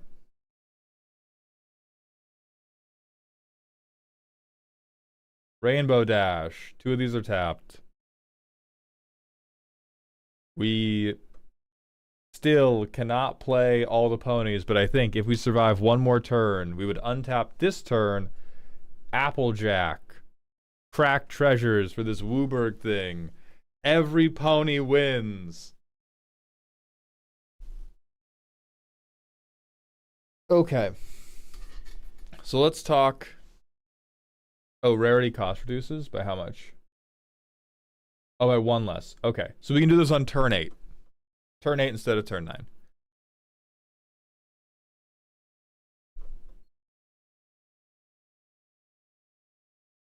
Let's talk about, can we defend ourselves? Hell no. We have next to no interaction. We are trying to skate on being a group hug deck, which some Super Friends decks do attempt to do, but we can't, we don't block well, we don't pillow fort, we're kind of forced into, if we can politic well, we can get people to not hit us, but like we can't ever turn off the spigot. Do we have an inevitable proactive win con, and does it take a painfully long time to achieve? Yes. 100%. And then last but not least, does the play pattern feel like Super Friends? I think certainly not. I think every step of this was we are doing a tutor chain and trying to keep a low profile. And Super Friends decks do often Little Bean. Many are relying on, oh well, I'm gonna get the Chain Veil at some point, and that's how I'm gonna win the game. But we're doing very little. We have very little like proper fiddly value. So you're saying that desperately digging for that one particular planeswalker isn't on vibe? I think it is for the win. I don't think it is for anything happening. Like our whole path, like Super Friends decks, when they need to win, they have to desperately dig for the one planeswalker. They have to dig for the Chain Veil. That was our path from turn one. Like when I play against Super Friends decks, they're normally like, okay, I'm gonna do like random dirtily value for like 5 or 6 turns, and then when I have gained like control over the game and you can't hurt me anymore, now I'm going to dig for my thing that is going to win the game. This seemed very light on the Super Frenzy value accrual and very heavy on the I have a dedicated combo wins in air quotes, because we are not trying to win, we are attempting to tie. But a very dedicated combo that I am going to search out and is going to do exactly what I want, which feels much more along the lines of a combo deck rather than a Super Friends deck.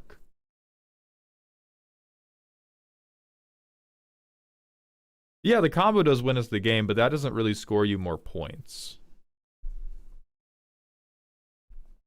in this particular situation. Like both decks in this case had, hey, there is a thing in here that will win. It is difficult to get to, but we have it.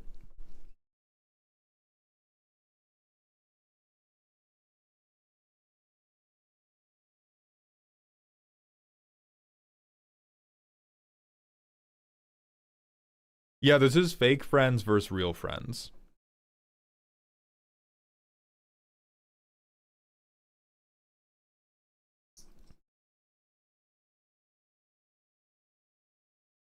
For this round, I am going to give it to Maeve. I am sorry, Starry, but the playing of this deck does not feel like the playing of a Super Friends deck. The playing of the mono blue deck did not feel exactly like it, but it did feel closer to it. It felt closer to that, like, there's something happening every turn that's moderately annoying, and you can't really stop them, even though you might want to.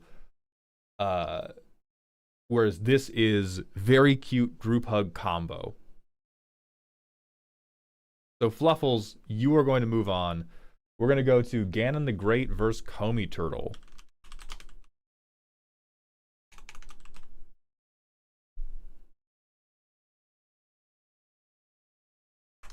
Ganon the Great has the fucking Joda deck where they spelled out an entire song with the first letter of every card in the deck. And what did Comey Turtle have? Comey Turtle has Welcome to the Dollhouse, the Arabella Defender deck, where they are seeking to legitimately create a dollhouse that you are forced to play in because you are their friend. Let's go straight to the playtest. We Stomping Ground Delighted Halfling. We land Ornithopter of Paradise. We play Joda. We have 5 mana available. I think we're gonna Annie joins up. We're cascading for looking for 3 or less. We get a Sika. Then I Is It Boilerworks this back to my hand. We land, we Niv Mizzet. This triggers twice. So cascading for 5 twice. We get Hajar. We get Aragorn.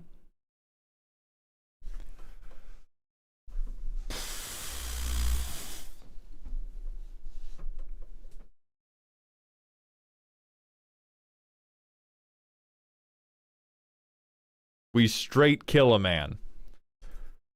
We straight kill a man. We have a counterspell to protect ourselves. We can Flowering if we want to do it again. Hey, yeah. We can tap to draw a card. Oh, sick, a land. I don't think we need to see more of that. Can you protect yourself? No, you're too busy murdering everybody. Do we have a proactive win con? Yes, it's a bit too quick even. We do not have this type of esoteric, prolonged value grind win con. It is just, hey, look at all these legendaries. Look at how fucking big they are. Look at how hard they're hitting you. Does it feel like Super Friends? Not even a little bit. We are coasting entirely on the fact that we are spelling out the words to the SpongeBob F is for Friends song with the first letter of everything in this deck. So that is going to be very low marks when it comes to the playtest. Yeah, but think about how hard it was to spell the song out. That's part of what I was looking for in the playtest. We did not really... This was more of an organizational challenge rather than a deck building challenge. And what I mean by that is it does not appear that we had to make many weird choices to make the song work. Like maybe Orcus... Like, I want you all to look at Deflecting SWAT and be like, ah, yeah, I never would have put that in my Joda deck unless I needed to spell out a song. I can't think of a single reason I would have wanted to use Deadly Rollick. In some ways, that makes it more creative. But I do think we fall victim to the play pattern is totally divorced from Super Friends. We have not really defined friends in a different way. We have a couple modal cards that are kind of half trying to do it, but for the most part, it is, hey, my shit spells out a song. Isn't that cool? And it is cool. Let's look at Arabella. We have one land, so we're going to mulligan. We have one land, so we're going to mulligan. Okay, we're going down to 6 on this one. I will take out Assemble the Legion. Keep this.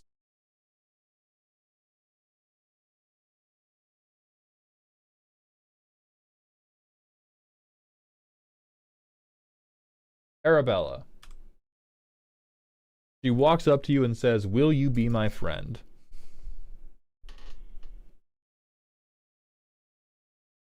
Welcoming Vampire. Crystal Barricade. Draw a card from Welcoming Vampire. Swing Arabella, shoot everybody for 3.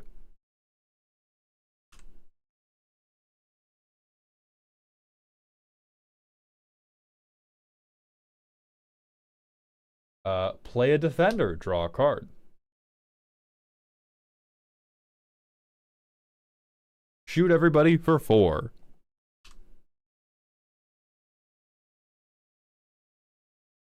Mentor of the Meek, draw a card. Descent into Avernus. Shoot everybody for 5. Why aren't we playing Descent? Because we're not mana limited. We are card limited, so I was trying to play the creatures that would trigger the card draw engine so that we could try to find something a little bit quirkier to do than just, hey, mana damage good. We played Tempestra. Draw a card. Pay 1 to draw a card. We have Reconnaissance.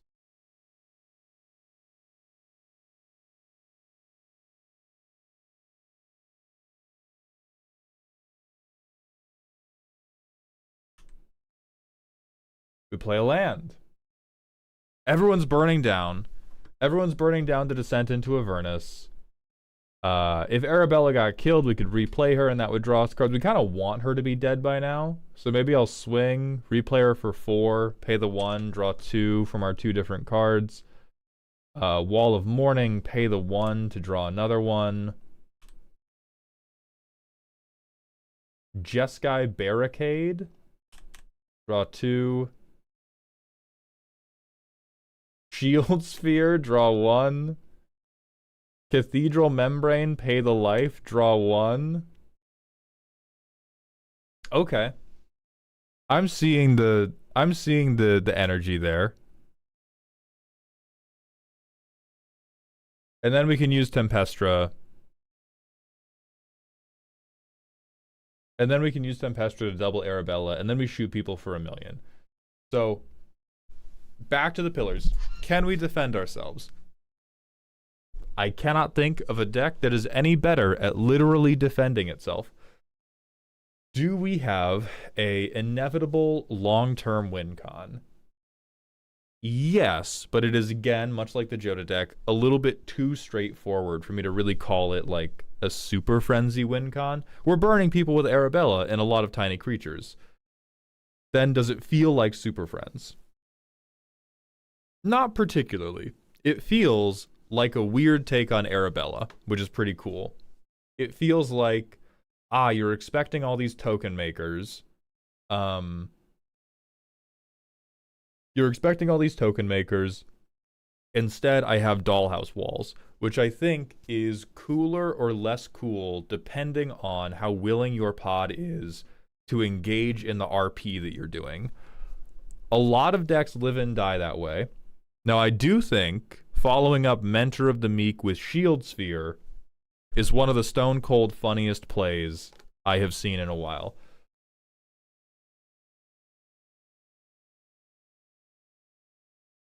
I'm going to pass through the Arabella deck on the basis that it is not stone cold normal Joda. Very cool song though, Ganon the Great. Comey Turtle is going to move on to the next round because this was at least a fresh take on the archetype rather than just the stone cold normal archetype with a tag bit. The dollhouse moves on. Next we are going to Huffdud.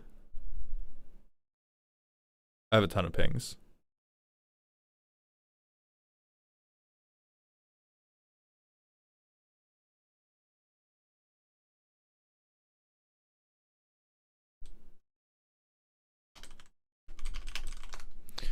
They asked for a ping, so I am going to ping them.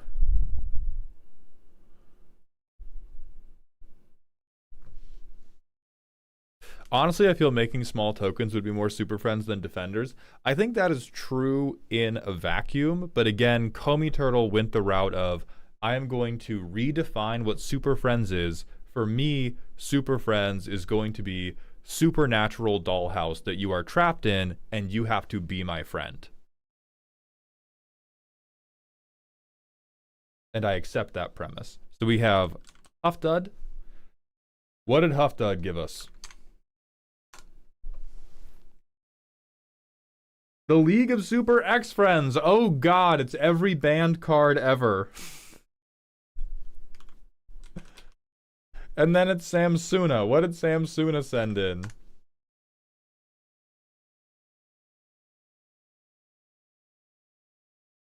Samsuna has Dynahere's nursing home for supernaturally inclined patients. We will open with Dynahere. So this is, I believe, old people boink each other.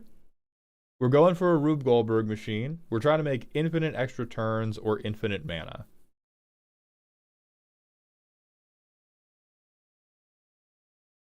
It has lots of tutoring. We will see. I play a fetch land. You have a Triome, right? You're an adult. Yeah, you have Raugrin Triome. I play a fetch land. You have Steam Vents, right? You're an adult. Yeah, you have Steam Vents. I play Energy Refractor and I draw a card. I play Spectator Seating. I Trinket Mage. What am I looking for? Tell me what I'm Trinket Maging for right now.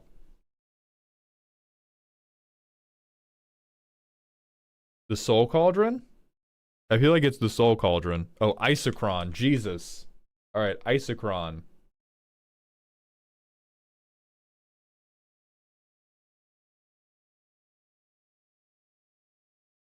Turn 4. Alright, we do not have mana for Azami. We can Dynahere, which I don't think matters yet. We have a bad counterspell. We have Queen Kayla bin Krug. I feel like it's Queen Kayla here. We have Arcanus the fucking Omnipotent. So now I no longer want a Queen Kayla because I don't want this guy to get discarded. I think I'll just play Azami. That way I can tap Trinket Mage to draw a card on someone else's turn. I get a tapped land. Dinah here. Other people's turns, I draw 3 cards. Oh yeah, I'd be up 1 more card because Azami can tap herself. Alright, my next turn. I can Mycosynth Lattice, I can Epheto Alchemist. I have Archivist.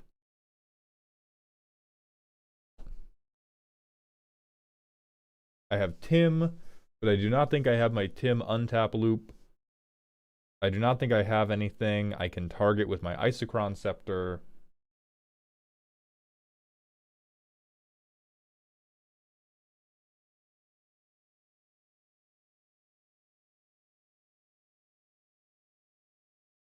I think I just get more wizards into play so I can draw a ton. So 1, 2, 3, 4, 5. Got Forensic Research, Inventor's Fair. That only searches for an artifact, so I can Sacred Foundry. Can Nimbleclaw Adept. Draw 2.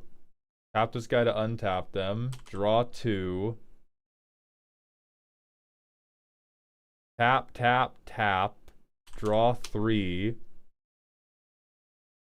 Energy Arc. Untap all my wizards. Draw 2. Tap, untap. Draw 2. Draw 3.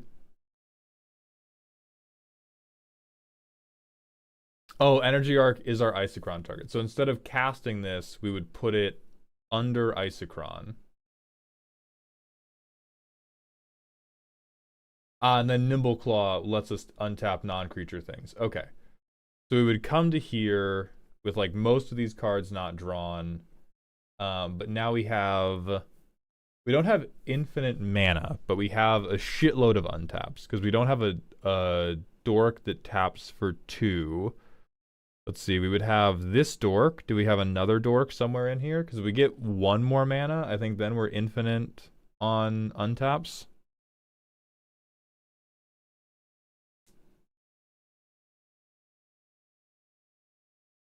Oh, that's true. One of the permanents we untap can just always be the dork.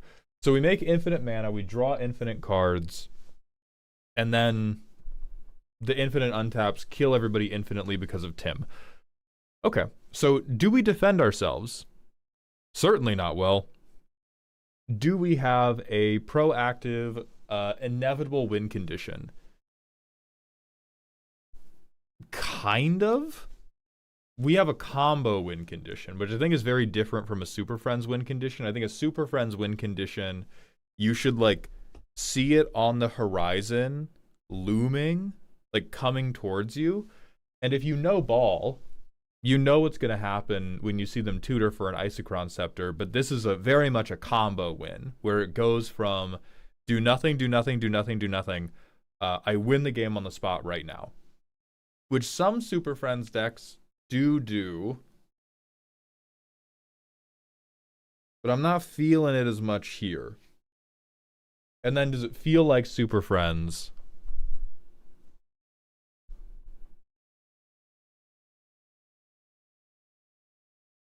Not really.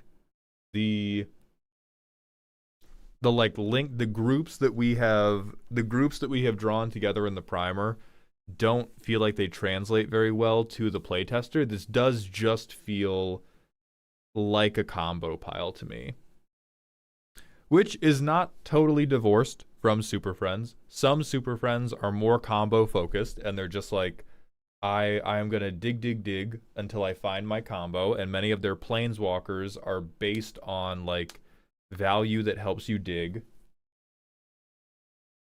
So we've not like totally missed the mark, but I don't think we've hit it that strongly. Now let's see if this dumb fucking meme can do it. What's the primer? Flashy abilities draw in new players, but it's not very synergistic. So this is a critique of Super Friends. This is an avant-garde meta post.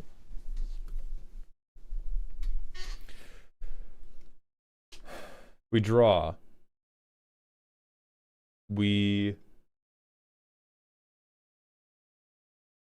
Fuck yeah. We play a tapped land turn 1.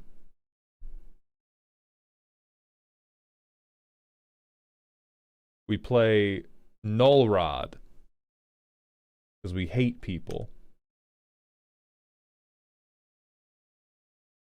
We play limited resources. God knows why. Or no, so nobody can play lands anymore.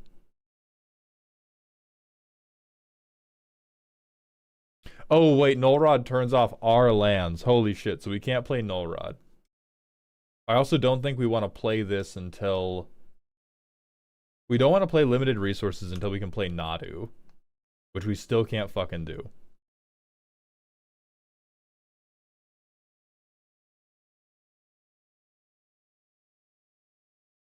I can't even cast Channel.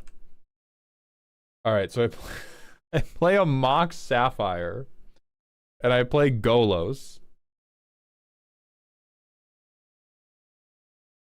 Do I have a basic island? I do. I get a basic island.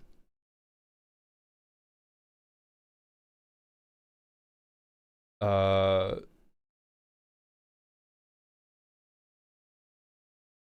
play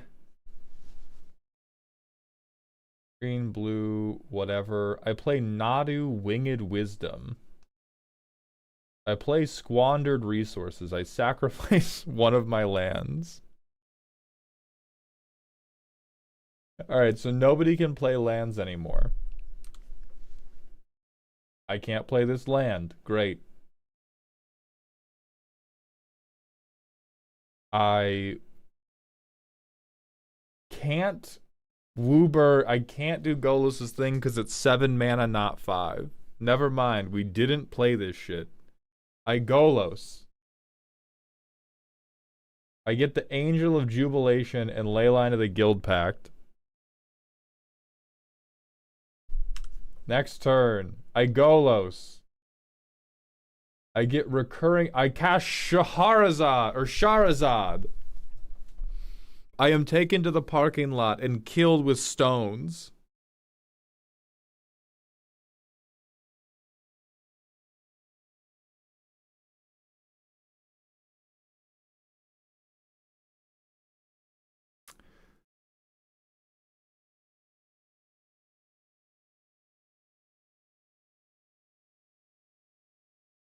Okay.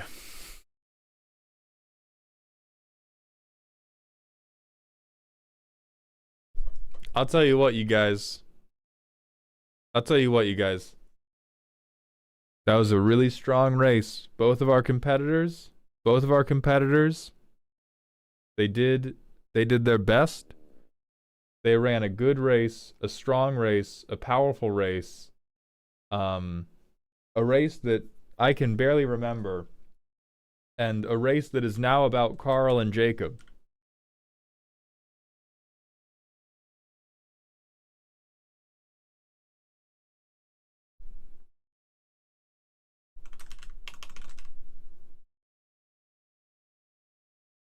Somehow all banned cards feels more bracket 1 than actual bracket 1. Yeah, all banned cards actually was pretty good bracket 1 deck. True North, thank you for the 5 streams in a row. Welcome back to the dog park. And then personal question from Fiery Crawdad, why not do the draw 10, drop 3? I will try that in future tournaments. My gut reaction was, oh, well, that's a fucking goddamn cheater mulligan. Why would I do that? But I think for this contest, that's actually appropriate. But I'm not going to change the rules mid-competition. So we will do that for future ones. We got to hit the manual ad break. I am going to go grab like a banana, anything to eat for this morning because I haven't had breakfast, and these decks are making my blood pressure too high.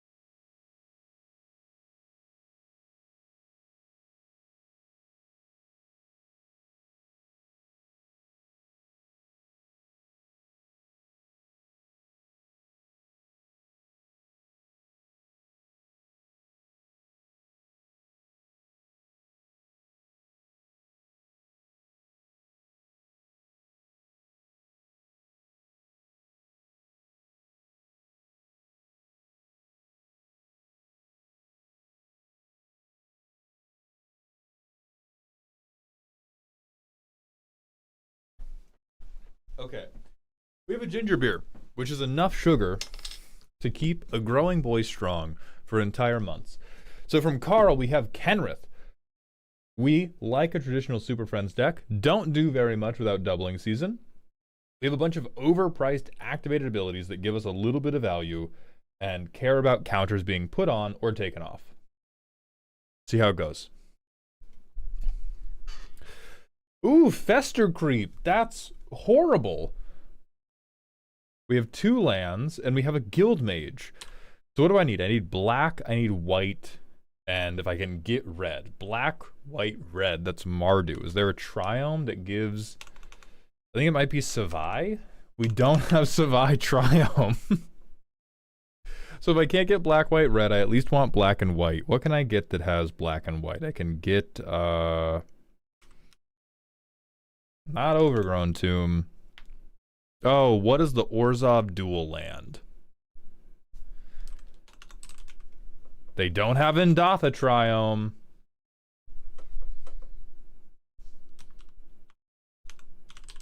They do have Godless Shrine. Thank you. We will grab Godless Shrine. We will shock and Esteem Vents, and we will play the Senate Guild Mage. We will not shock this in, and we will play Fester Creep. We will play this. We will draw a card, and we will discard Not Walking Ballista. I will discard... Holy shit, that guy's evil. I will discard Deathrite Shaman because that is the most normal of the cards we have. I will play the Azorius Guild Mage.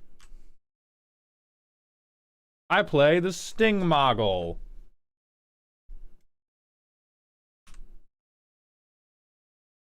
I played Kenrith, King of the Idiots. Holy shit, man. This is so corny. Okay. I blow up somebody's land. I draw a card and I discard Fathom Mage. It's too good. I play a land drop. I blow up a fucking land. I put a counter back on that guy.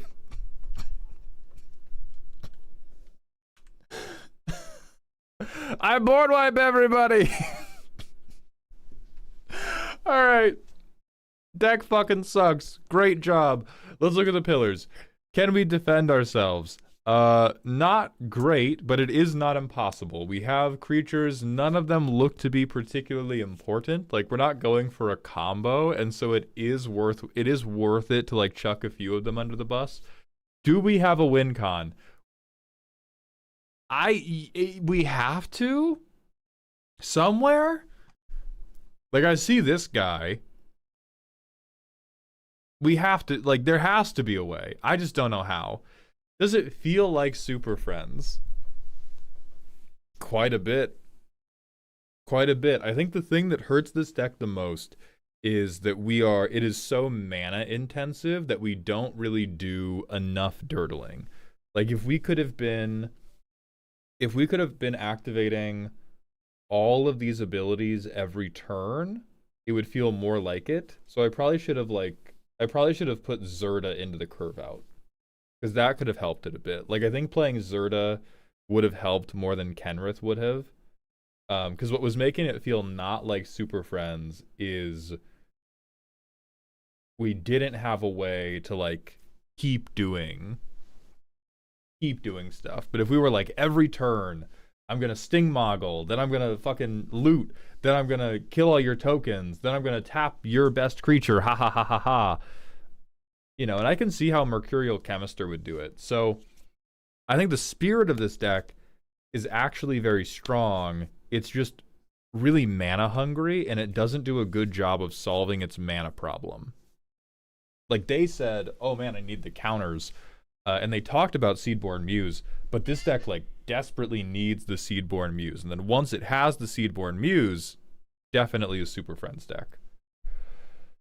Oh fuck, the Powerpuff Girls. This is Kaith Secret Commanders. We are trying to get Agatha's Soul Cauldron, and we are trying to put the abilities of the Myojin onto the Domini. Can we keep this? We cannot keep this hand. We can try this one. Command Tower, pass. I ramp, ha ha ha. I ramp and I ramp, ha ha ha. I vampire, and I pilfer, allowing me to draw a card.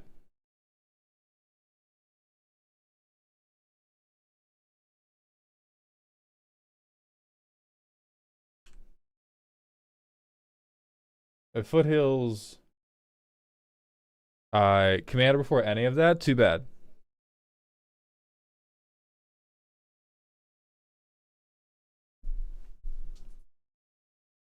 Kaith is here.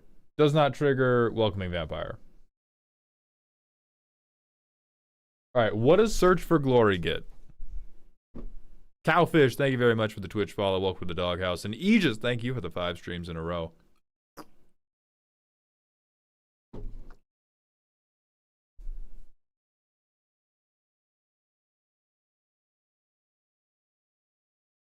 Kaith makes a servo. Doesn't matter! Oh shit, it does matter. Shit, my bad. Alright, we have another land. What does Search for Glory get before I disqualify you? What does the tutor get? I care not about the presence of the Surveil land in your hand. We can get a legendary, a snow permanent, or a saga card. It gets every single Name one! Name the one you want! Do you want Soul Cauldron? Do we need something that's not Soul Cauldron? For $1! Which fucking one? It gets everything! Amazing! Which one do you want? We got... Agatha. Alright, we get Agatha's Soul Cauldron.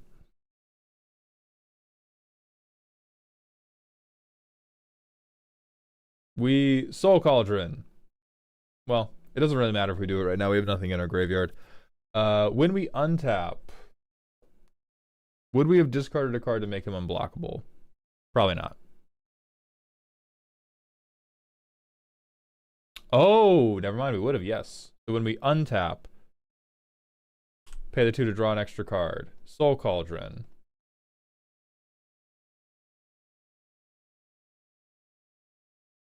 Give Pilferer a counter.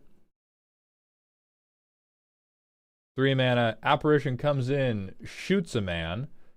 I will make another servo. Pilferer can tap to put counters on my servos.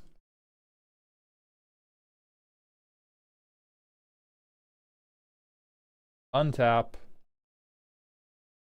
I'll pay the 2, or I'll use my basics. I'll pay the 2 to draw a card. We probably loot Faithlessly. 1, 2.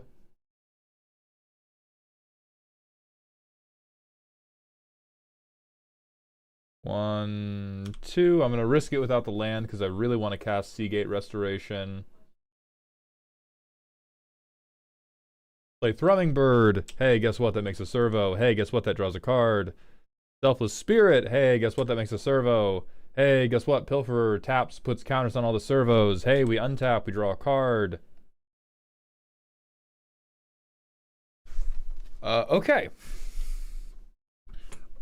And then, oh, we can flashback Faithless Looting. We end up getting one of the Domini. So, let's go over our pillars. Can we defend ourselves? 100%. We make a lot of servos. We have a lot of 1/1s we can throw away. The servos also tap to give counters. Ooh, yes, we get quite a lot of damage. So do we have proactive drawn-out win condition? We do. I would verge... We do. I'll leave it at we do. Does it feel like Super Friends? Not in the slightest, IMO. The Agatha's plan is cool. I think if I showed anybody this board, they would just go like, oh yeah, that looks like a solid Jeskai Artifacts deck. So we have another case of good deck. Primer does a good job of trying to sell it as a Super Friends deck. But like most of what we're trying to do is make guys who hit you pretty fucking hard. We're certainly not trying to accrue value in any type of like quirky way. We don't have to accrue our value through going to combat. Most of the value we are making is in, hey, here's a gigantic pile of servos. We have more than this. We have more than this, but the primary plan of the deck appears to be, guess what, Token Army. Oh god, we have to compare it to a deck that is so spiritually impure 100% works. Spiritually pure, garbage. Like incredible garbage, but does feel like what we want to do. This deck, I think, has stuff in it that can feel like what we want to do, but most of it just functions. May I call for a redo on my deck? No. I believe that this... I am doing redos only when I think the playtest does not accurately communicate the spirit and play pattern of the deck. This definitely does. I think you have stuff in here that can happen differently, but the fact that you have a package in here that can do the different thing does not matter when we have been through, like, we have been through a quarter of the deck. This is what the deck do.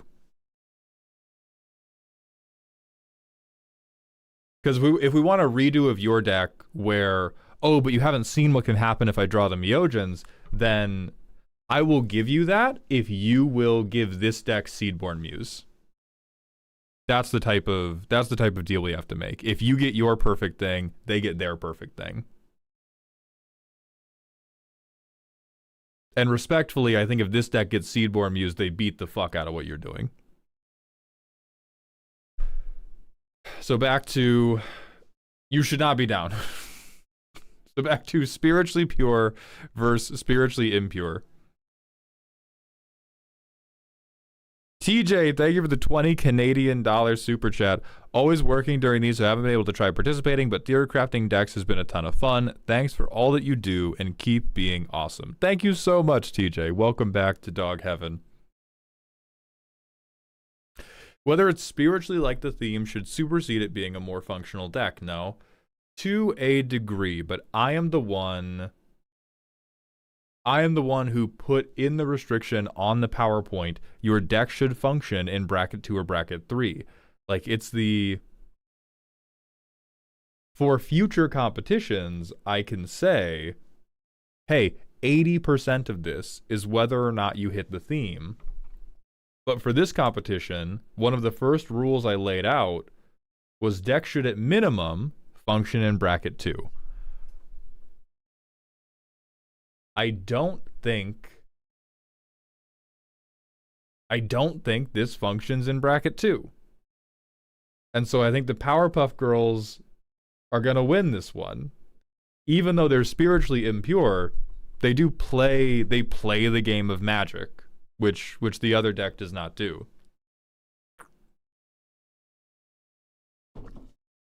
So that is the end of round 1. We are now in the money rounds. Anybody who wins from this point on is guaranteed to get either Cool Stuff Inc. store credit or money from me personally. So we're going to go back to Wasi.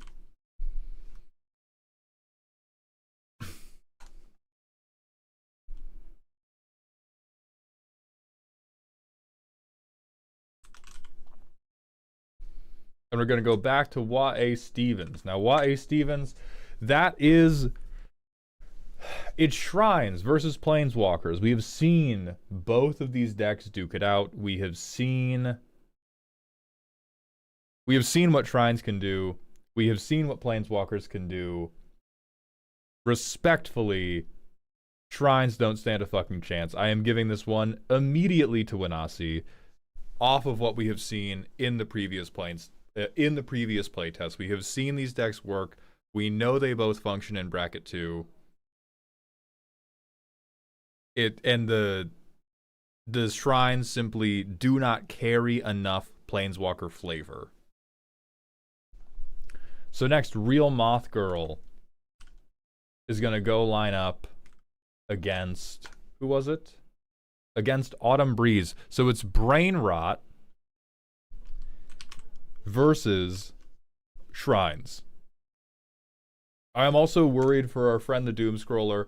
I will run a fresh set of playtests for this one because I think it's a little bit closer. Super can't keep that hand. Super can keep this hand. We Opulent Palace. We Exotic Orchard and Brainstorm. Am I going to get anything good coming up? So we'll put this on top, this on top, this on top. I'll get... Oh, wait. No, I'm going to be fucking shuffling. Hold on. Story Weave goes away. And we want Voter's Dilemma. Story Weave and Augury goes away.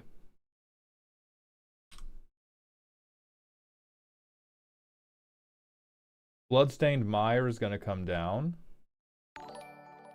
I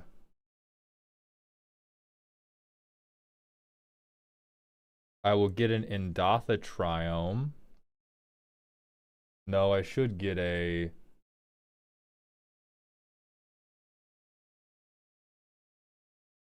Can I get Godless Shrine? I can't get Godless Shrine, so I'm going to Godless Shrine, Decanter of Endless Water. Arid Mesa. This will get whatever fucking Triome I see. We're getting Round Grid Triome.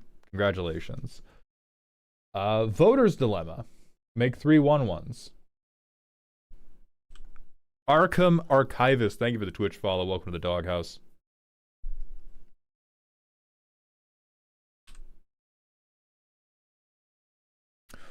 We can Haunted Screen.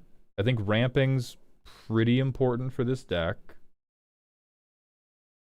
Haunted screen. What happens here? We do some voting. I get a different triome. I can augury. Look at the top 3. Board wipe coming in. One of them in your hand, rest on the bottom. Okay. We vote again because I get to proliferate. I don't think I have to blasphemous act here. Get Delta out. Grab another random fuck-ass triome. Marina Vendrell, let the doom scrolling begin. We get Summon Titan, City of Death, and Maximum Carnage. Can I cast any of these? Fuck no. Fuck no, I can't. That's fine. Turn 7, get a land in. We go Maximum Carnage. My doom scrolling has driven my friends into TikTok psychosis as well, and they're now hitting each other as part of an extended 6-7 bit. Can I cast anything else? I can... If anybody does anything funky, I can bounce all the non-historic stuff.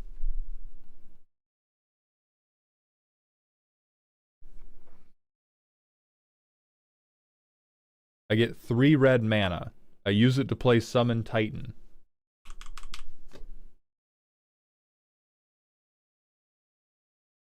I can bring back a permanent.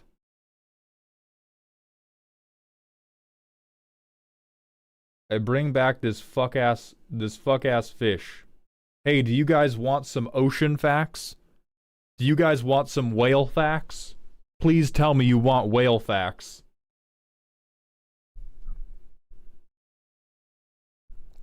And then if I need to, I can blasphemous act. If I don't need to, I can pass. Okay. So, could we defend ourselves? Kinda, yeah. I think similar to the first playtest of this deck, we are most able to do it by fucking board wiping people. We have a lot of tools in the deck to kind of go like, hey, everything you have, get that shit out of here. I'm not paying attention to you. I'm doom scrolling. Do we have an esoteric drawn out win condition? Probably somewhere. We milled one of them. Low key, we might be able to get there by just board wiping with our commander and playing them over and over again to do this. Does it feel planeswalkery? Still kind of medium. It does feel doom scrolly. We're hitting the marks on doom scrolling hugely. I am not convinced we have connected the dots on doom scrolling being planeswalking, but it is close enough that I'm going to give you some marks for it. So let's go look at Garnet. Cannot keep that hand, my god. Cannot keep that hand, my god. Cannot keep this hand, my god. We're down to 5 now. We can now keep this hand.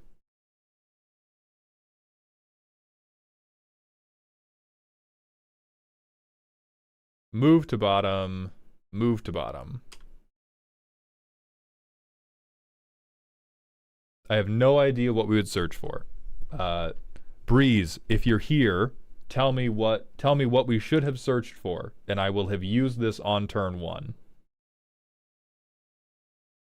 Turn 2, we're playing our commander. Turn 3, I'd probably be playing Love Song of Night and Day, unless you give me a different 3-drop that I should have been looking for with Enlightened Tutor. Get Fenrir. Okay. So Tutor was turned into Fenrir. Turn 3, we're going to play Fenrir. We're going to go get a basic land. Comes out tapped. Garnet's going to swing. She's writing fanfic. We're gaining life. Next turn, oh my god, Fenrir's going to go get another basic land.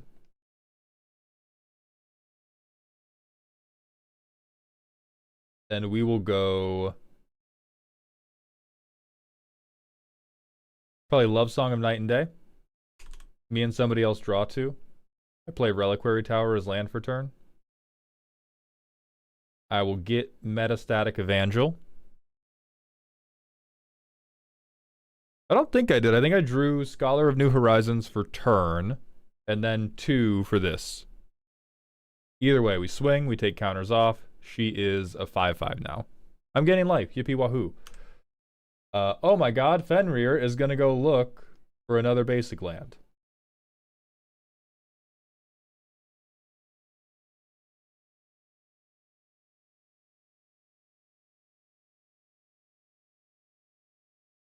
Oh, it puts on top. I thought tutor put to hand. Okay, so Secret Rendezvous is not in hand yet. We are scaled 1 back. Fenrir gets a basic land. Me and an opponent draw 2.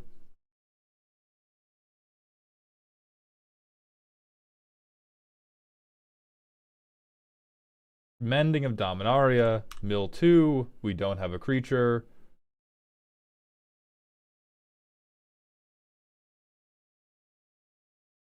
Take 3 off. I have an 8/8 lifelinker. Next turn. Oh my god, Fenrir's getting another basic land. Somebody fucking stop him. I'm group hugging the table. Everybody's drawing cards. I fucking board wipe everybody because I'm a bitch. Killing my own Metastatic Evangel. I mill 2. This would have happened before I board wiped, so I can't get the Evangel back. Sanctum Weaver. How's the non-evasive commander surviving swinging? By being a fucking 8/8 dog. By being huge. Like, it is a 3/3 swinging on turn. They started at 2/2. It is a 3/3 swinging on turn 3. You can find 1 person to swing at with that. On turn 4, it was swinging as a 5/5. You can find 1 person to swing at with that. Turn 6, now it's an 8/8. Even in bracket 3, you can swing somebody. In bracket 3, you could swing this. A 3/3 on turn 3? It is, like, not everybody's open, but somebody is always open. Like, there's somebody whose only blocker is Goblin Electromancer. You get to swing at them. Great. There's somebody who all they have done is played like a token generator. Great. Yeah, if everybody who is not you has a 3/3 on turn 3, you playing some weird fucking decks. You're playing some weird fucking decks.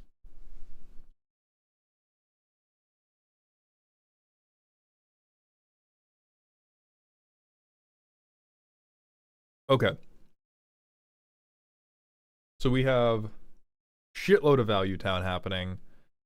We did a little bit of control behavior. We can get Scholar in. Oh my god, Fenrir's getting another basic land. Oh my god, I'm drawing 2. Oh my god, I'm milling 2. And I get Metastatic Evangel deck.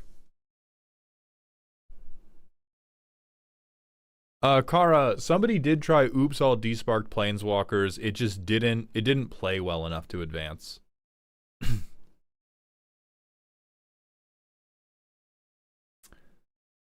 And then we could Secret Rendezvous, look at some more cards.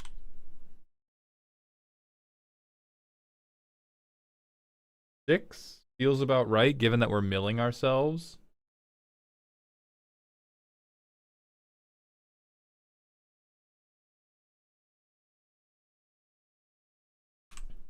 Okay. Draw 2. We have Summon Titan, so Summon Titan's probably gonna get us through. I'm gonna stop it here, because we're definitely seeing enough here. So, can we defend ourselves?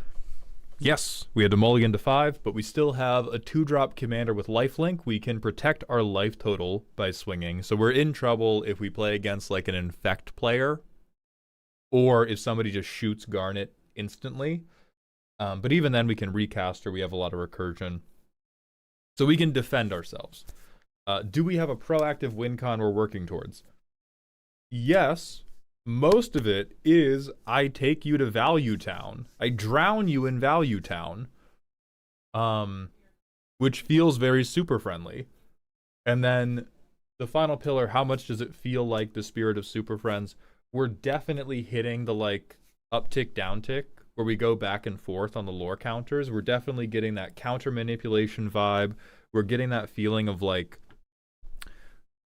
working towards ults, but in a different way, because you get to pick how quickly you're getting to the final version of a given saga. So I think that hits it really, really well.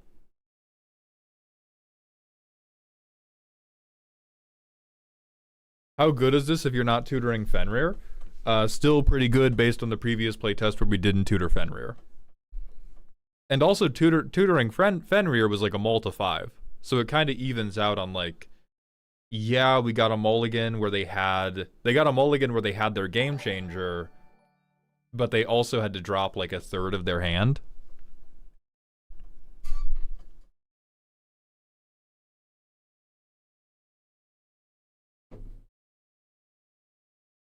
So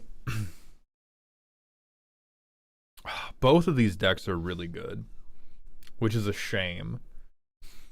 If I could move the brackets around now, I could see both of these decks absolutely killing a lot of the other submissions.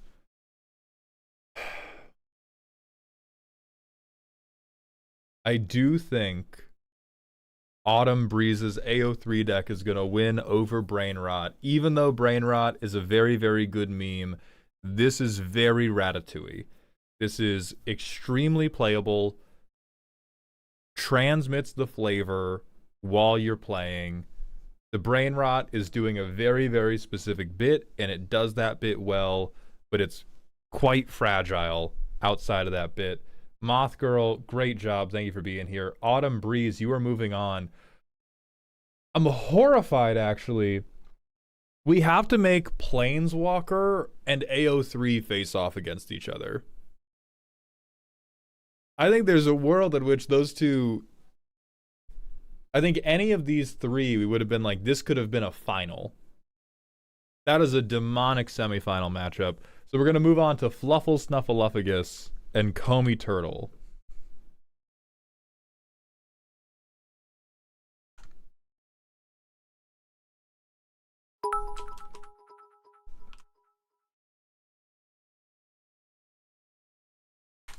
So this is Maeve's Click versus Welcome to the Dollhouse. Jarther, thank you for the 100-bit cheer. Hey boss, are commissions still going live today?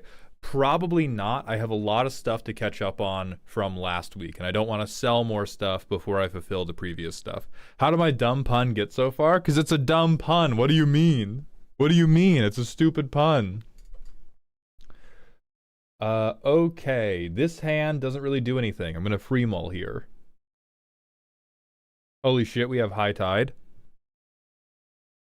I get probe somebody, draw a card.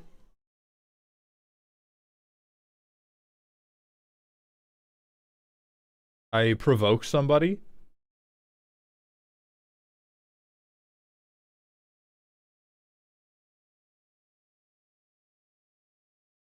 I play my annoying bitchy character.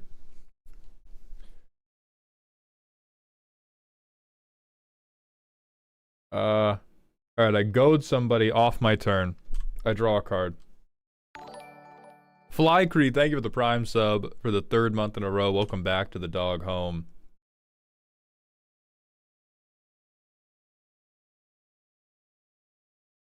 Alright, Ooh, I do. Oh, this is so fucking annoying. I tap this. I make like the combo player's combo piece block. I kill their Blood Artist with a 3/4. I play Shadow of the Second Sun, and then I untap everything.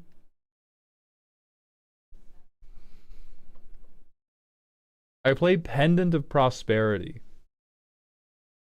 Somebody else has this now. On someone else's turn, I'm either sinking to Stupering or I am goading and then drawing. I draw a card.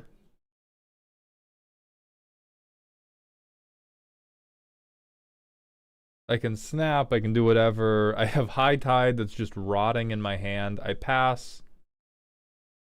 I do a little goading as a treat. I do a little goading as a treat. Next turn. Belwar Stone.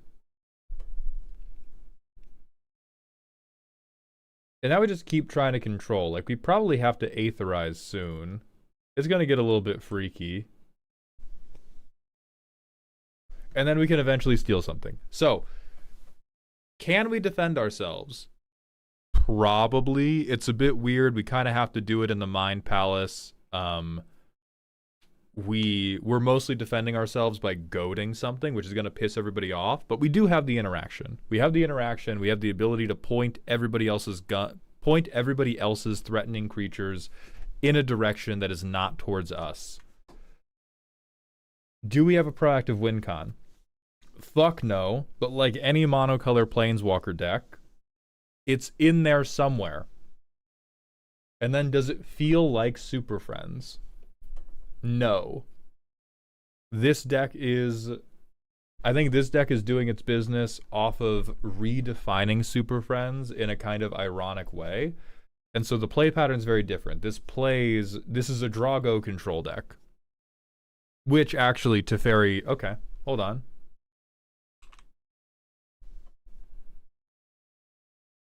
So we have some similarities to how Azorius Teferi players play. Drago controls the heart of Super Friends. I don't think that's super true. I think that's part of it. That's part of it. But we're doing very little... We're not doing very much value fiddling on our turn. We're doing a lot of, like, instant speed, Bugs Bunny stuff on other people's turns, which is not what Super Friends are known for. Let's see how the Defenders deck goes. We don't have card draw, so I'm going to mulligan.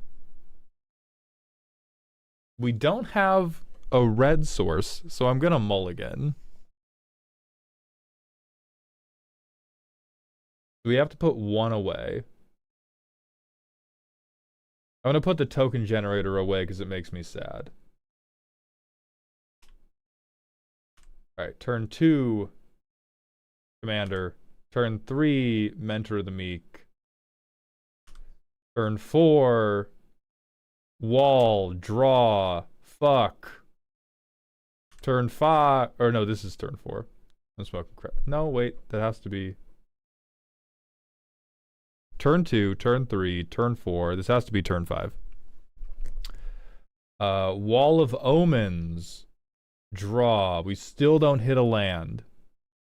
Wow, we can play a wall, though. And we can burn for 5. We don't even have the mana to board wipe. I flump. I pay the money to draw. We still don't hit a land. Oh my golly gosh. Norin, pay to draw. We hit a fucking land. Holy shit. Dawn of a New Age. We have to draw a card on end step. Play a card. Board wipe. Burn for a shitload.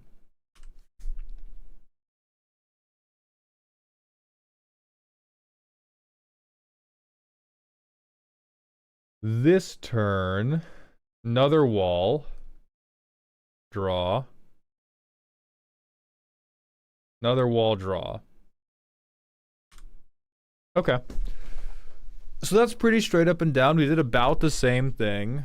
We did about the same thing we did the first time, which is we get Arabella out. We play a lot of creatures that trigger Arabella, and then we swing Arabella.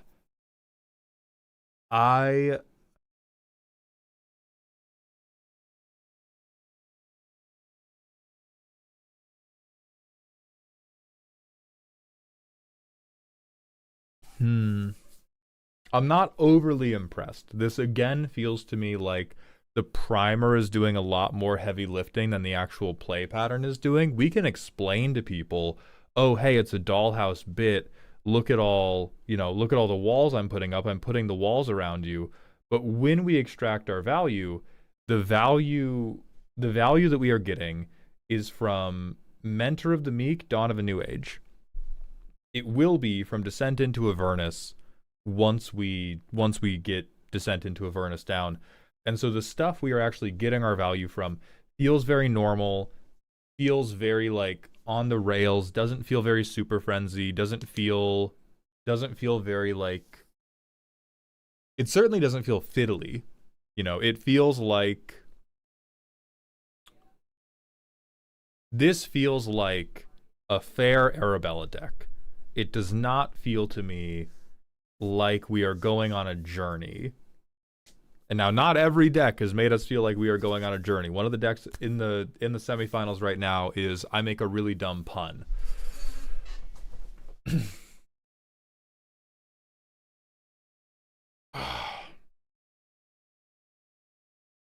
I think this is one where I'm going to throw to the audience because I feel really 50-50. I think both decks are off the mark on the type of Super Friends play pattern we actually want to see. But not, they have not totally rejected the assignment. I think they have both just gone a little bit afoul.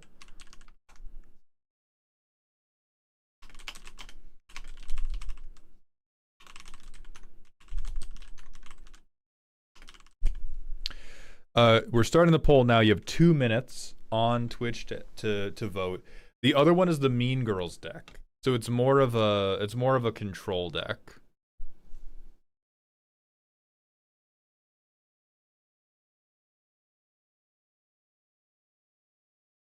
Inquisitor, no, I don't think anyone has done Sigurd yet.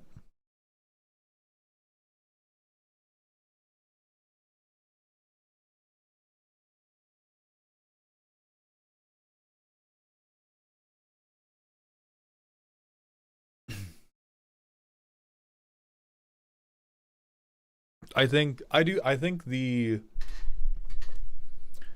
the control deck has a flavor edge. I think Arabella has a playability edge. Because at the end of the day, it is doing the stone cold normal Arabella thing.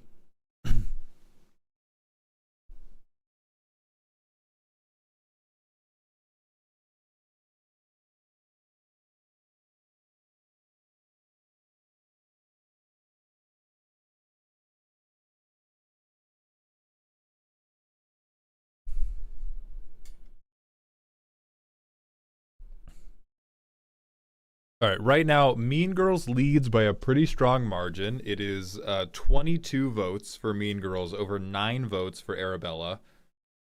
Did anyone do an adventures-based deck? Nobody did adventures, no.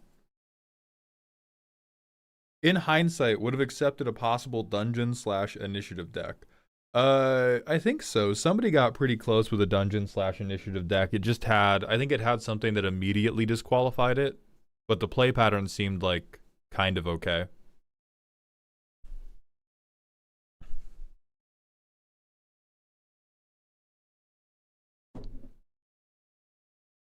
Okay.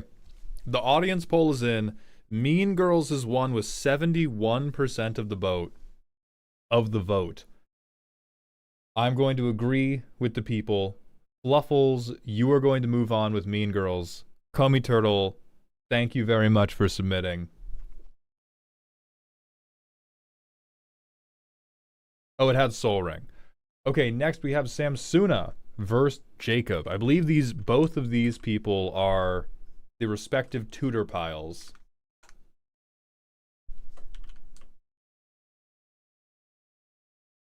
So I will give both of these decks a fresh playtest to give them another attempt at getting their gimmick off the ground.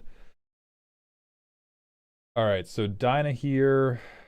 We go Path of Ancestry. I can drop Agatha's Soul Cauldron. We have Isochron Scepter off rip.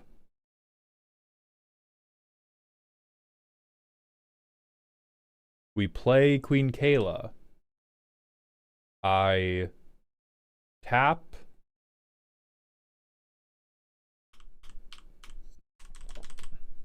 I'm going to get back Tribute Mage. I'm going to get back Isochron Scepter. I'm going to exile Arcanus the Omnipotent and put a counter on Tribute Mage. Believe that's how Queen Kayla works. Yeah, 1, 2, and 3. We didn't have a 1, but we got 2 and 3. And then what do we get from, like, do we get Arcane Signet now? We have Isochron Scepter. We have the Agatha's Soul Cauldron.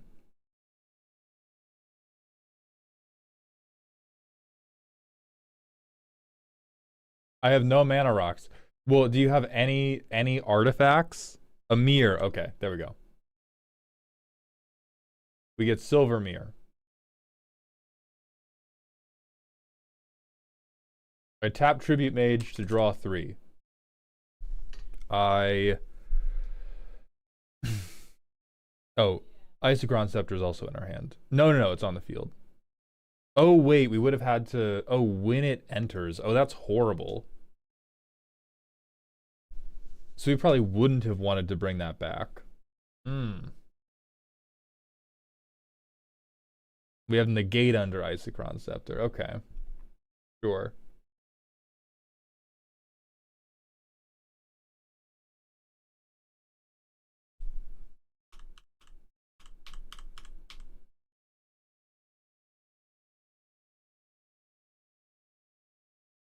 Hold on, you said infinite mana play with Freed from the Real. What is Muddle transmuting Freed from the Real? Oh, not in hand. Okay, whatever. Then I'm gonna discard all this and go wheeling again.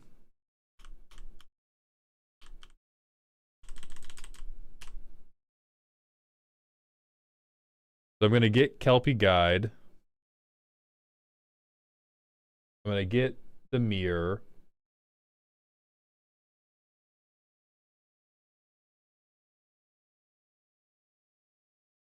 Muddle transmutes to dramatic. Yes, but getting dramatic doesn't matter because Isochron Scepter was already locked in as having negate under it. So we would need to get away. Getting dramatic reversal only matters if we get a way to bounce Isochron to our hand or kill it and then recur it.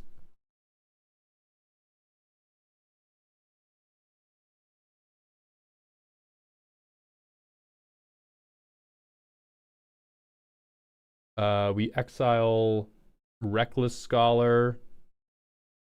We tapped her. Give Kelpie Guide a counter, so now I have 2 things that tap to draw 3 cards. Oh, Vol's pretty cute. So we tap 1, 2, 3. Tap 1, 2, 3. Okay, we have Energy Arc, which is meant to go under Isochron Scepter. Do we have anything that would bounce? I don't think so. But I believe if we just wheel here, if we wheel here and put Nimbleclaw Adept in the grave, and then Agatha's Soul Cauldron it, we are then able to draw our entire library, right? Because we can go tap to draw, tap to draw, tap to untap these 2, tap to untap these 2, and then we're reset, and then we draw the whole library.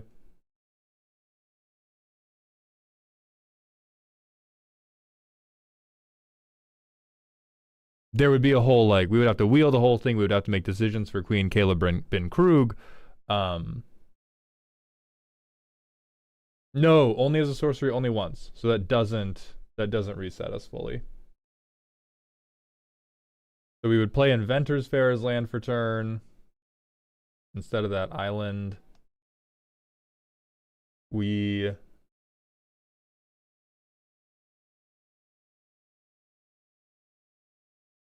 probably play Unstoppable Plan just to do it more often.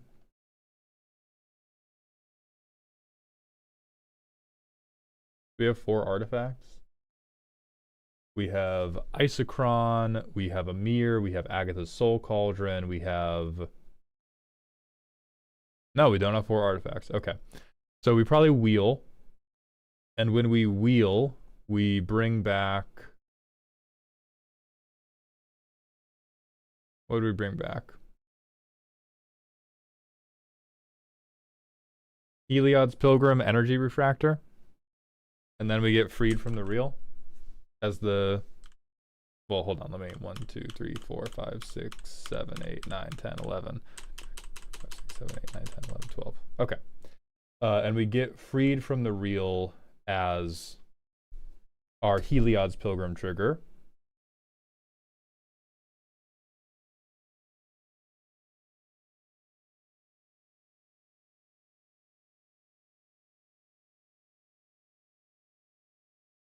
So then do we still need a way to untap more things? Because we have thing tap for mana, thing untap for mana. So we can tap this guy infinitely, but tapping this guy infinitely does not provide us with anything.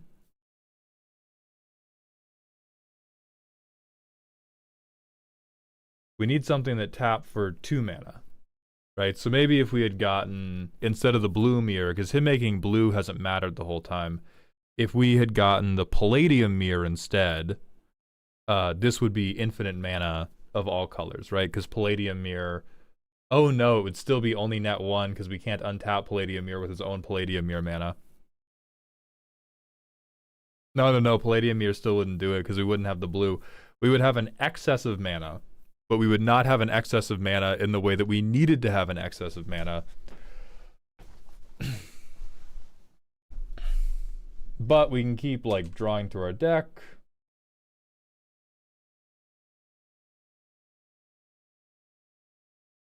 But there is Mycosynth. We can tutor with Inventor's Fair. Okay, what does tutoring Mycosynth achieve for us? It'll make everything an artifact. What does making everything an artifact do from this position? We can reanimate more things with Kayla. Oh, spend mana as though it were any color. Okay, then yes, that will get there. We will tutor for Mycosynth Lattice using the Palladium Mirror, which we would have tutored for instead of the Silver Mirror. And then we get to an infinite combo, infinite mana, infinite donuts, whatever. I think this is about the same as the last playtest, where it does function, but it does not function like a Superfriends deck to me. It functions like a jank combo pile. So can it defend itself? Not particularly. Like, we don't have good blocks. If any of these guys go down, it fucks up what we're trying to do. Huge style. We do not have dispensable 1/1s. Do we have a proactive plan? Yes, as evidenced. We have a deterministic combo we are trying to win with. Does it feel like Planeswalkers? I will say maybe 40 to 50%. It does drain my will to live, much like a Planeswalker deck.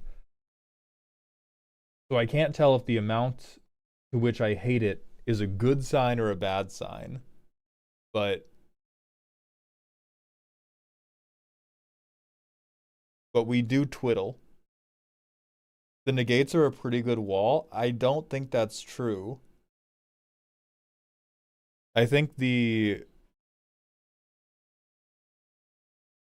negate under Isochron Scepter is we can stop 1 non-creature spell a turn. That is not a wall.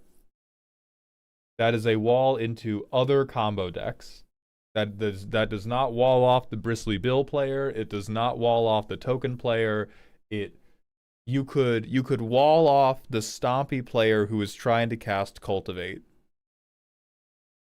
That's about it, I think. Alright, so let's go back into the Powerpuff Girls. We have a 1-lander, which I'm not going to keep. We have a 1,000,000-lander, which I'm not going to keep. So we're going to go down to 6. Alright, 2 lands, Ramp, Meogen. For sure I'm going to keep that. I'm going to get rid of Wand of the World Soul, even though it's really valuable, because it seems the least necessary in terms of getting the game plan off the ground. I'm going to do a Surveil land. This seems pretty important. Ornithopter, Commander, make a 1/1. Is the wrong type of token, but whatever.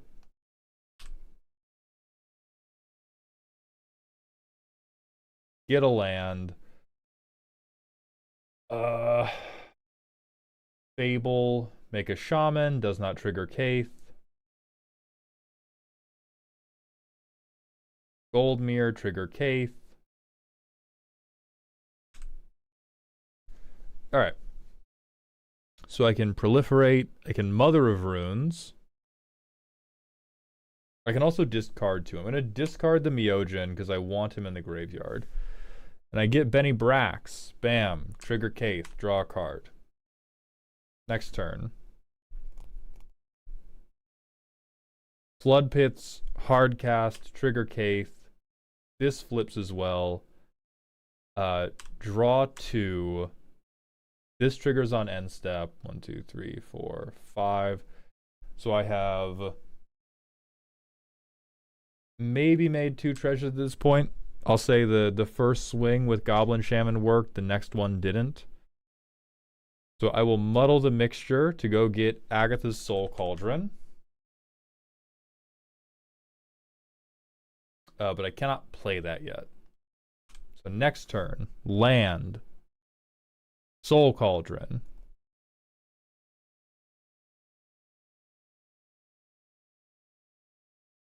Tap. Well, tapping the getting the Myojin under it doesn't do too much because we don't have an indestructible counters in play. So maybe I'm going to hold this up and say if somebody attempts to remove my Myojin from my graveyard, I can save it under Agatha's Soul Cauldron, but I don't want my entire game plan to explode because of an Abrade. Yeah, we could put Selfless Spirit under it. We do this. I'm going to make a token copy of Flood Pits. ETB, draw 2, discard.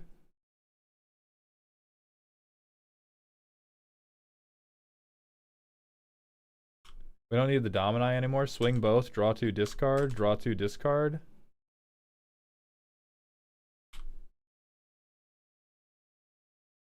We would have gotten another Kaith trigger. Next turn. I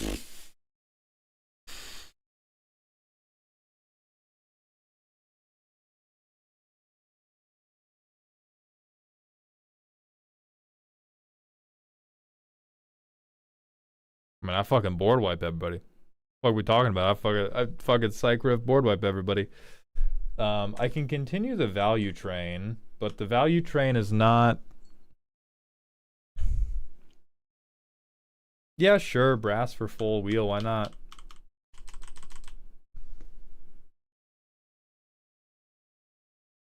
And now we get to intuition pile, and we're going to intuition pile for all 3 of the Dominuses. Like, you tell me which one I'm getting. Whichever one I get is fine.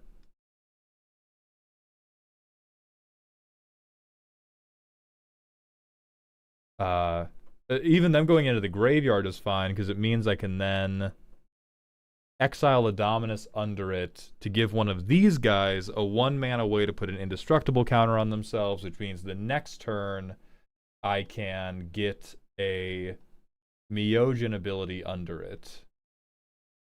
And this one would be 7 damage to each of up to 3 targets for every 1 mana. Hot dog! Okay. I think similar to the first playtest, I still find this a bit spiritually impure in terms of how it plays out. I do find it greatly preferable to the deterministic tight infinite combo that the Dynahir deck is attempting to create, and the output you create, the Christmas land, of the Christmas land of I get to put an indestructible counter on, take that counter off, and deal a shitload of damage to you every time I do it. That feels very Planeswalker Emblem, because that is not technically unbeatable. Practically, you're fucked, but it's not technically unbeatable, which I think is a gray area that Planeswalkers really love to play in. So for this test, Jacob, you are advancing to the semifinals. I'm going to go use the bathroom, and then we're going to keep going with our semifinalists and then our final match.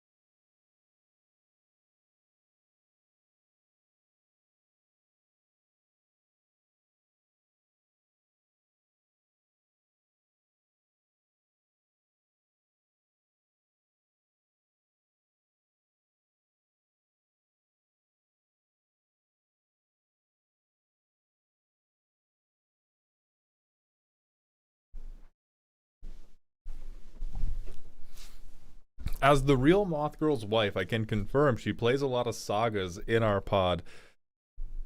Horrible to hear. I'm so sorry for you.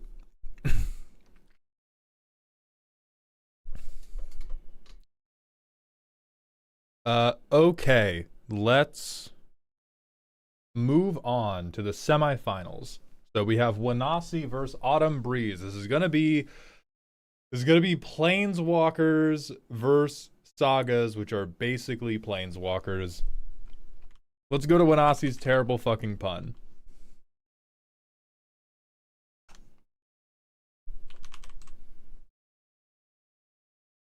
Grab Autumn Breeze's deck. So we have Oops, all Planeswalkers, a Boros Secret Commander Aeson Highway deck where Iroh the Tea Master seeks to give away a bunch of planes to make allies, putting 1/1 counters on those allies, and eventually making them unblockable, attempting to append my entire fucking contest with a stupid pun. And this hand looks really good. So we're going to go Plains, Weathered Wayfarer. Next turn, probably Weathered Wayfarer goes and gets another land.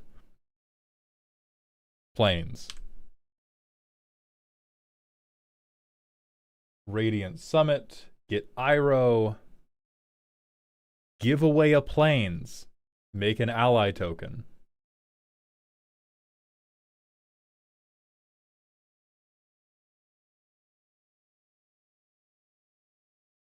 Next turn,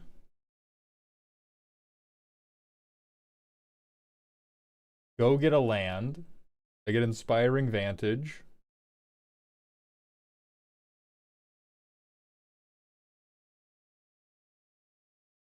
Play that as land for turn.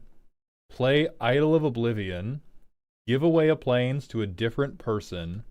Make a new ally who has 2 counters on him. Wow, look at us. And we get to draw a card. On our next turn, we can Stadium Seeding. We probably Fiend Hunter, the most problematic creature. We give away the food token. We have a third ally who has 3 counters on them. We tap to draw. We land drop. We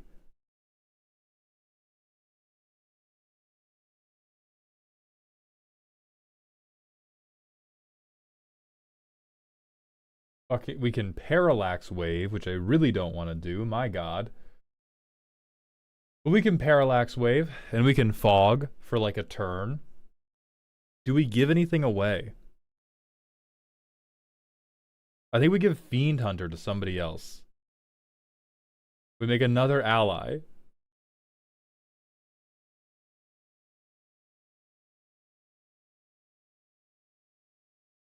Play a land, because again, we have to get to the mana to do our fucking bit now. I'm gonna Idyllic Tutor for Aeson Highway.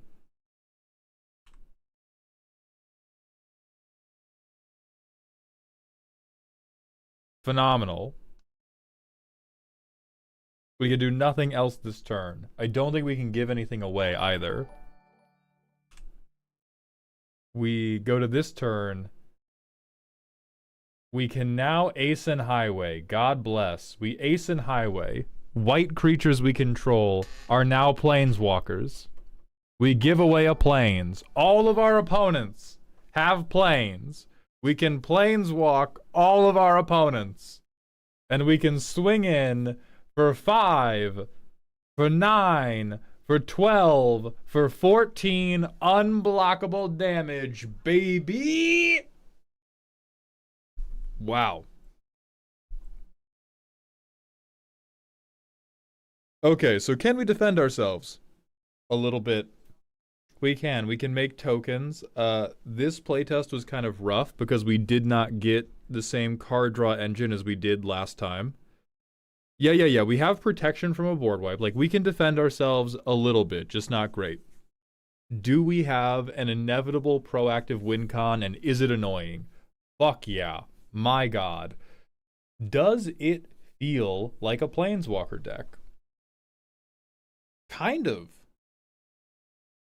We're doing a lot of fiddling. We're doing a lot of like, alright, I get a land to hand. Like, we're doing a lot of game actions that are all really fucking bad in isolation. And then eventually they create this very funny thing that you theoretically can't stop. I just worry about its ability to win an actual game and not a Mind Palace Bracket 2 game. Like, yeah, unblockable creatures are very annoying. Isn't there one more token for giving away the Plains? Let me read Iroh. Maybe I've been reading this guy wrong.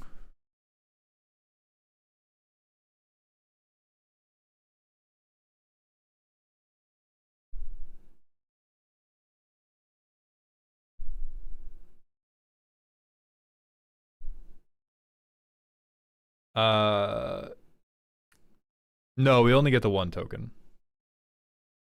So I think what it's weak to is a lot of decks. Like, we have a very, very funny gimmick, but we're not really that good at stopping other people's gimmicks. We should have one more counter. Okay, yeah, so we have a little bit more damage.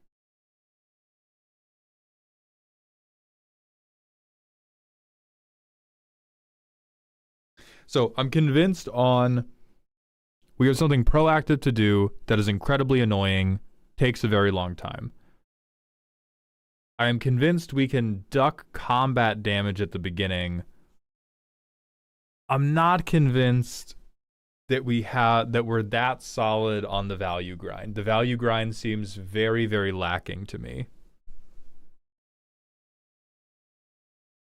So let's see how another run out of Garnet does. That's the free mull already. This is gonna go to 6. All right, we're going to 6. I'm gonna dump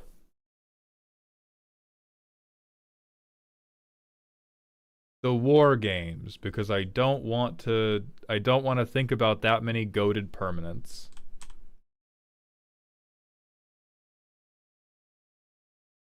We get a plains, we get our commander, we redeem a huntsman. We swing, we fiddle, we have a 3/3.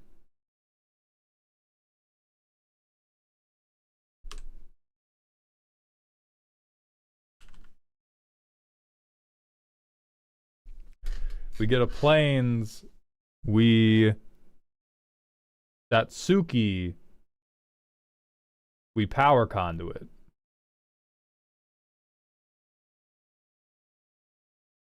We have another 3/3. We go to a 4/4.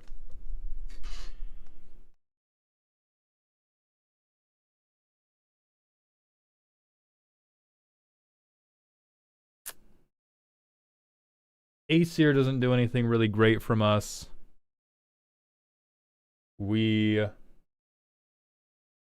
Satsuki, sacrifice the beast. Now we have a repeatable tutor chain.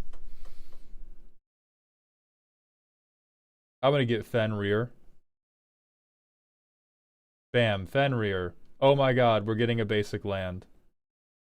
Oh my god, I'm taking counters off. Oh my god, I'm removing counters to put an additional counter on my commander.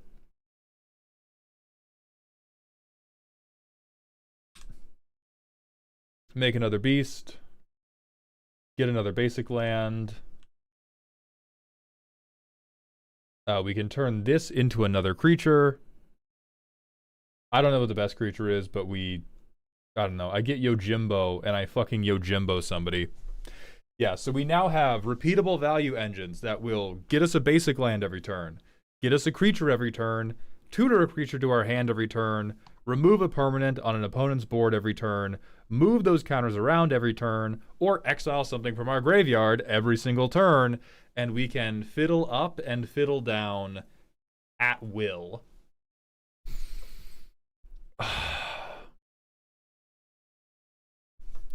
I'm gonna be totally honest with you. I like this deck more. I think this deck is funnier. I want to play this deck more than I want to play this deck. But I do think for the integrity of the contest, I must give the victory to the Garnet deck, because the Garnet deck is just doing the Planeswalker thing. I am fiddling with counters on permanents, and I am using the triggers to accrue just a fucking endless shitload of, oh hey, I have too many lands, I have too many cards, oh look, I'm shuffling my deck for the 5th time this game.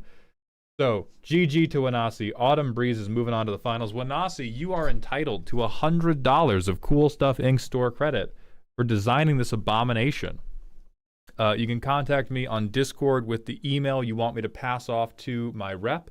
You will need a coolstuffinc.com account. So let's move on to Fluffles Snuffleupagus versus Jacob AKC.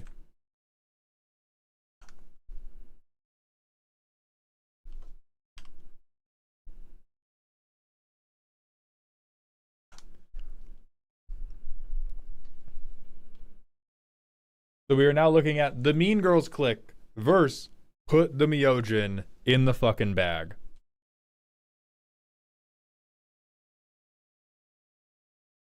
Okay, this hand seems kind of crazy. We only have 2 lands. We only have 2 lands, but we have Inevitable Betrayal. We have Gifts Ungiven. I kind of want to risk it on this one. Greed is good. Greed is good. I Training Grounds. I land drop. We have 1 more turn. Oh, fuck. I Puzzle Door. I get a land into my hand. I play it. Nothing went wrong. Nothing went wrong, okay? I Inevitable Betrayal.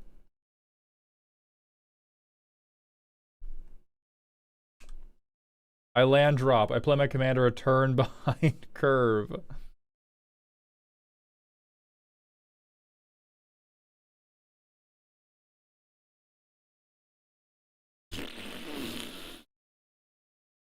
I goad someone else's creature, but I make a copy of it.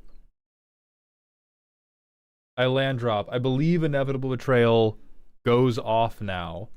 So I have another best creature from somebody else's deck. I can now goad like a fuck ass, which is pretty funny.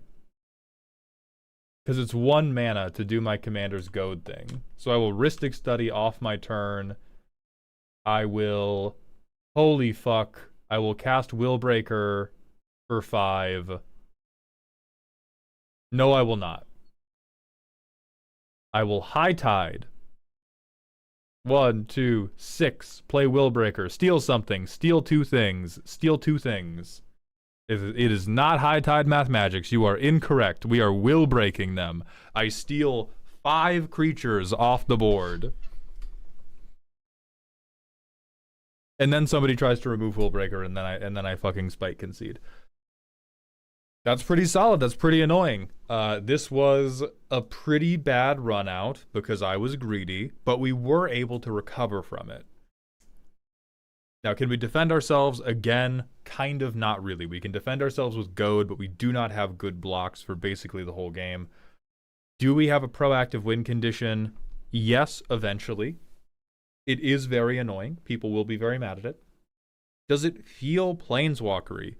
Still no. Still, like, we are redefining what it means to be a planeswalker. I think it feels like what we have decided Super Friends is, and we have decided Super Friends is the movie Mean Girls. But what we are playing feels very like, it's very Draw-Go control. So let's bring it back for another round of the Powerpuff Girls by H.R. Geiger. This hand looks rough, but I think it can do it. So I'm going to get Raugrin Triome to open. Archway Talisman. Shock Hollowed Fountain. Get a Servo. Hardcast Flood Pits. Make a Servo. Draw 2. Discard... Probably Cathar Commando. Next turn. Inti, Trigger, Combat, Sack, or not Sack. Discard Mere Convert. Get Savine's Reclamation. Okay. What do I have in here? Draw 2, discard 1. Holy fuck, we got a Myojin in there. Okay, Savine Reclamation, my Mirror Convert. Courtney Clover, thank you for the Twitch follow. Welcome to the doghouse. Caith Trigger. I put a counter on Overlord of the Flood Pits. Oh, Natural Soul Cauldron.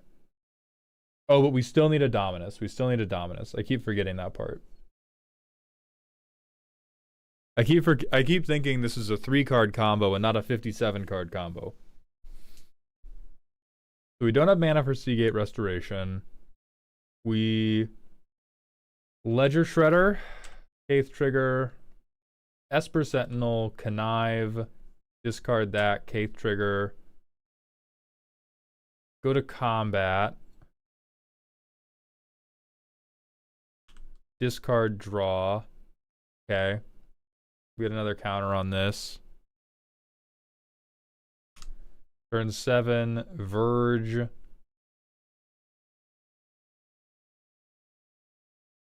I mean, I just play Virtue of Loyalty.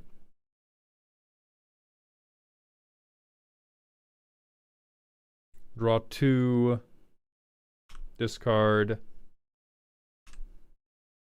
These are all getting counters. I Psych Rift you all. Draw 2. Discard. Counters. Then I'm pretty sure we win here. My criticism of this deck remains that we are pretty spiritually far away from what a Super Friends deck is meant to feel like. It feels like we are doing 90% of the time a pretty straightforward +1/+1 overrun value grind. Like we care about ETBs because we're in Jeskai, and Jeskai cares a lot about ETBs, cares a lot about triggered abilities. It does not feel Super Friends fiddly. It feels similar to the Shrine deck, where it's just like, these are good cards that do good things, and every main phase 2, this is going to happen for us. Now the dream is very funny. I think the top end goal of this deck, getting the Myojins under a Dominus that can then like do it over and over and over again, that's really good. I think I might like that. I think I like that Christmas Land outcome the most out of every deck we have. I just think that you so often have something better to do.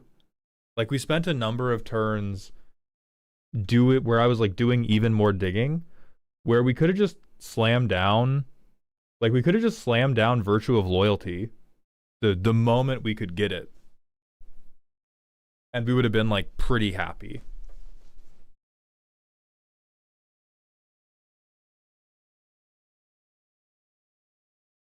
And that displeases me. I don't like it when decks have a plan B.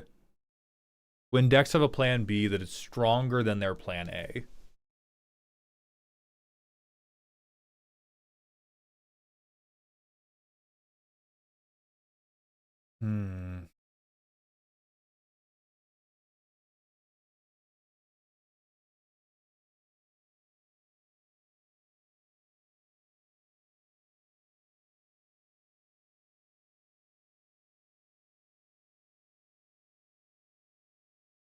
Personal question from Zulius the Mad Hare. Masker Worm in a Henzi deck, yes or no? Yeah, it's pretty good.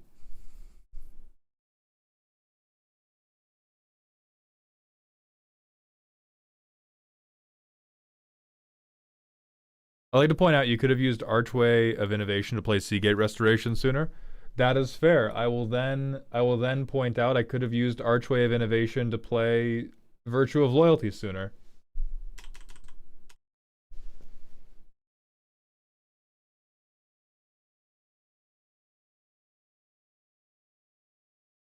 Like, that's the core issue to me, is that we have a bit that we are chasing, and then we have usually a better thing to do than whatever bit we are chasing. Whereas this one, the bit that it's chasing is not as good, but it is committed wholeheartedly to, that's what it's going to try to do. Am I a doofus? Yes. Am I a douche? Better believe it. But I am 100% the douche and or doofus that I was meant to be. Are the Domini hittable? They're not artifacts, yeah. So the Enlightened Tutors, the things, they don't hit it.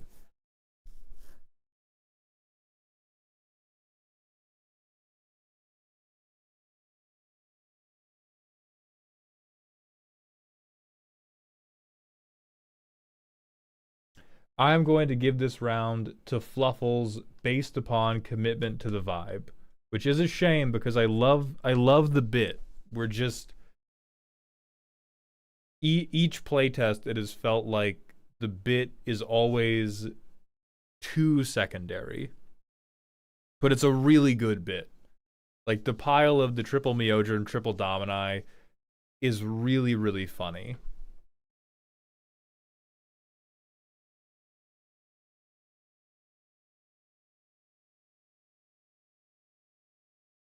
Oh god, we did go to bracket 4 for this, which is crazy. All right, so in the finals, we have Autumn Breeze and Fluffles Snuffleupagus. Jacob, make sure you reach out to me on Discord with a email address associated with a coolstuffinc.com account so we can get you that store credit, buddy. So one more time, let's remind ourselves of what Autumn Breeze's deck does. They are going up against the Mean Girls, which I do think is a pretty good finals. We have what is the spiritually closest thing that already exists in Magic to what Planeswalkers are, which are sagas. And then we have, well, what if I did the opposite? What if instead of Super Friends, I just said, I think Super Friends are fucking annoying. I'm going to play the most annoying blue deck I can possibly think of. So if we take it from the top, one last time, we get to ramp. On turn 3, we get to play our commander, or we get to tutor for an instant or sorcery. I'm going to play our commander.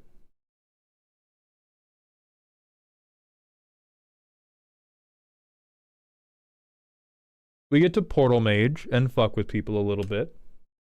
We get to Urza's Cave. I'm going to goad somebody and draw a card. All right.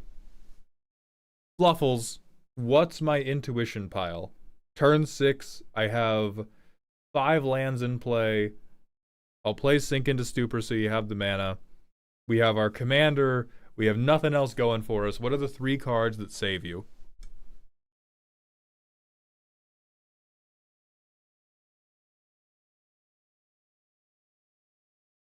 Mystic Sanctuary, Reigns of Power, Willbreaker. Okay, chat. Which one do they get into their hand? The first card that gets 3 people to say its name will go into Fluffle's hand. Willbreaker, Reigns of Power, or Mystic Sanctuary. 1 for Mystic, 1 for Willbreak, 1 for Willbreak, 1 for Mystic, 2 for Mystic. Mystic Sanctuary goes into hand. Willbreaker and Reigns of Power go into the graveyard. So I'll play Mystic Sanctuary as land for turn. I will put Reigns of Power. Do you want me to put Reigns of Power, or do you want me to put Intuition back on top of your deck?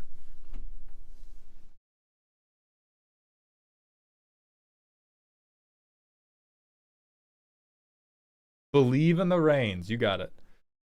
I will goad somebody, drawing Reigns of Power back to my hand. I will play an island. I will pass the turn ominously. If I need to remove something, I can goad twice, or I can Flow of Knowledge for draw. Discard 2.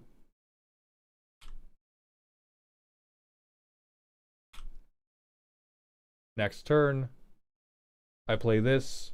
I inundate. I bounce all the non-blue creatures.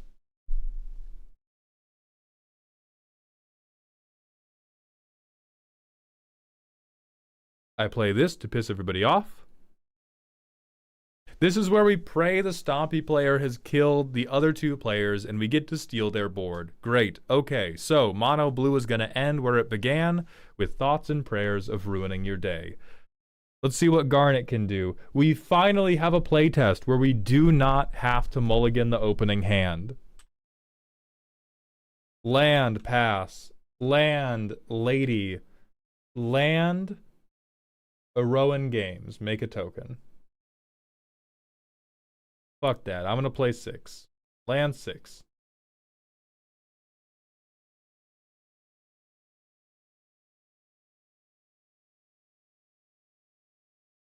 Karn's Bastion. Boseiju reaches skyward.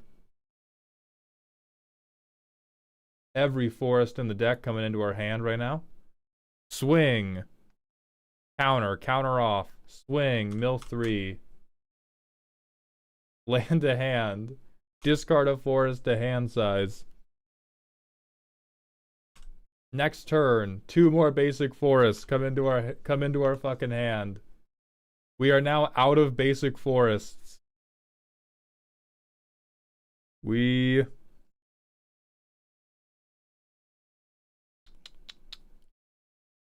do we do? I think Iroan Games. Sanctum Weaver. Take 2 off. Go to 5.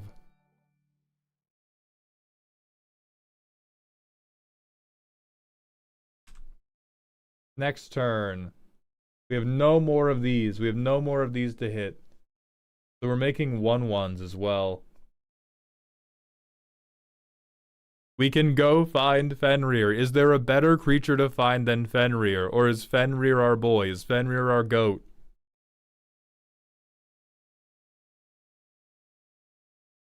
Actually, fuck that. I'm flashing back this thing.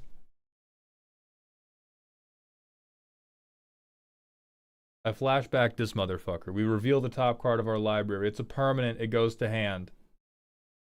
It's a permanent. It goes to hand. I have 1, 2, 3, 4. I have 4 enchantments. I go get Fenrir.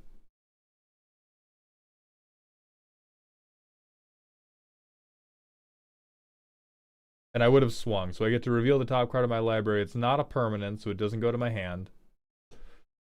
I'm making 1/1s. I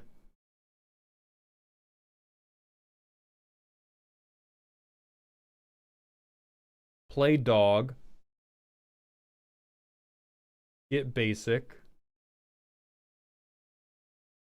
And I could have fought something at this point. Garnet's very big, has a lot of counters on it. We flip this guy if we let him tick up. We check this, is a permanent, comes to our hand.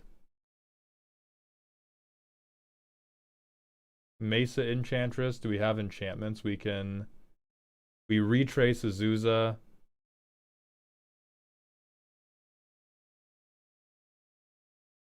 We start wargaming. Oh, that makes me want to lay down for a nap.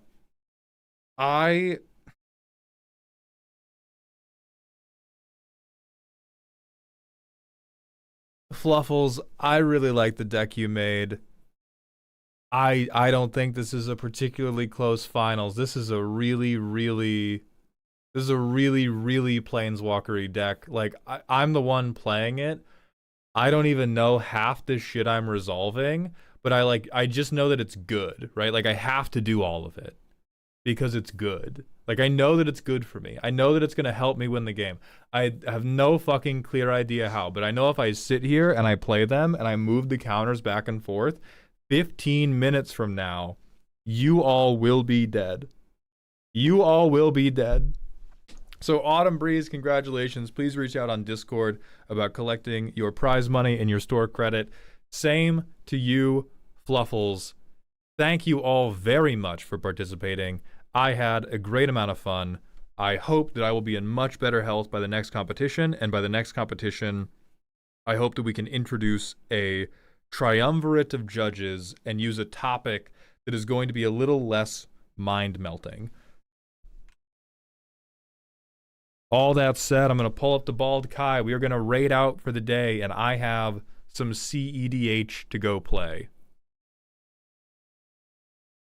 3-3 Elk is here. We're going to raid into the hedonistic gender abomination.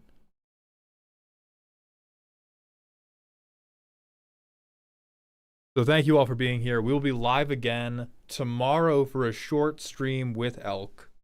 And I'll publish the rest of the stream schedule this weekend. Yeah, Autumn, just DM me. YouTube, that's it for us, but I will see you tomorrow.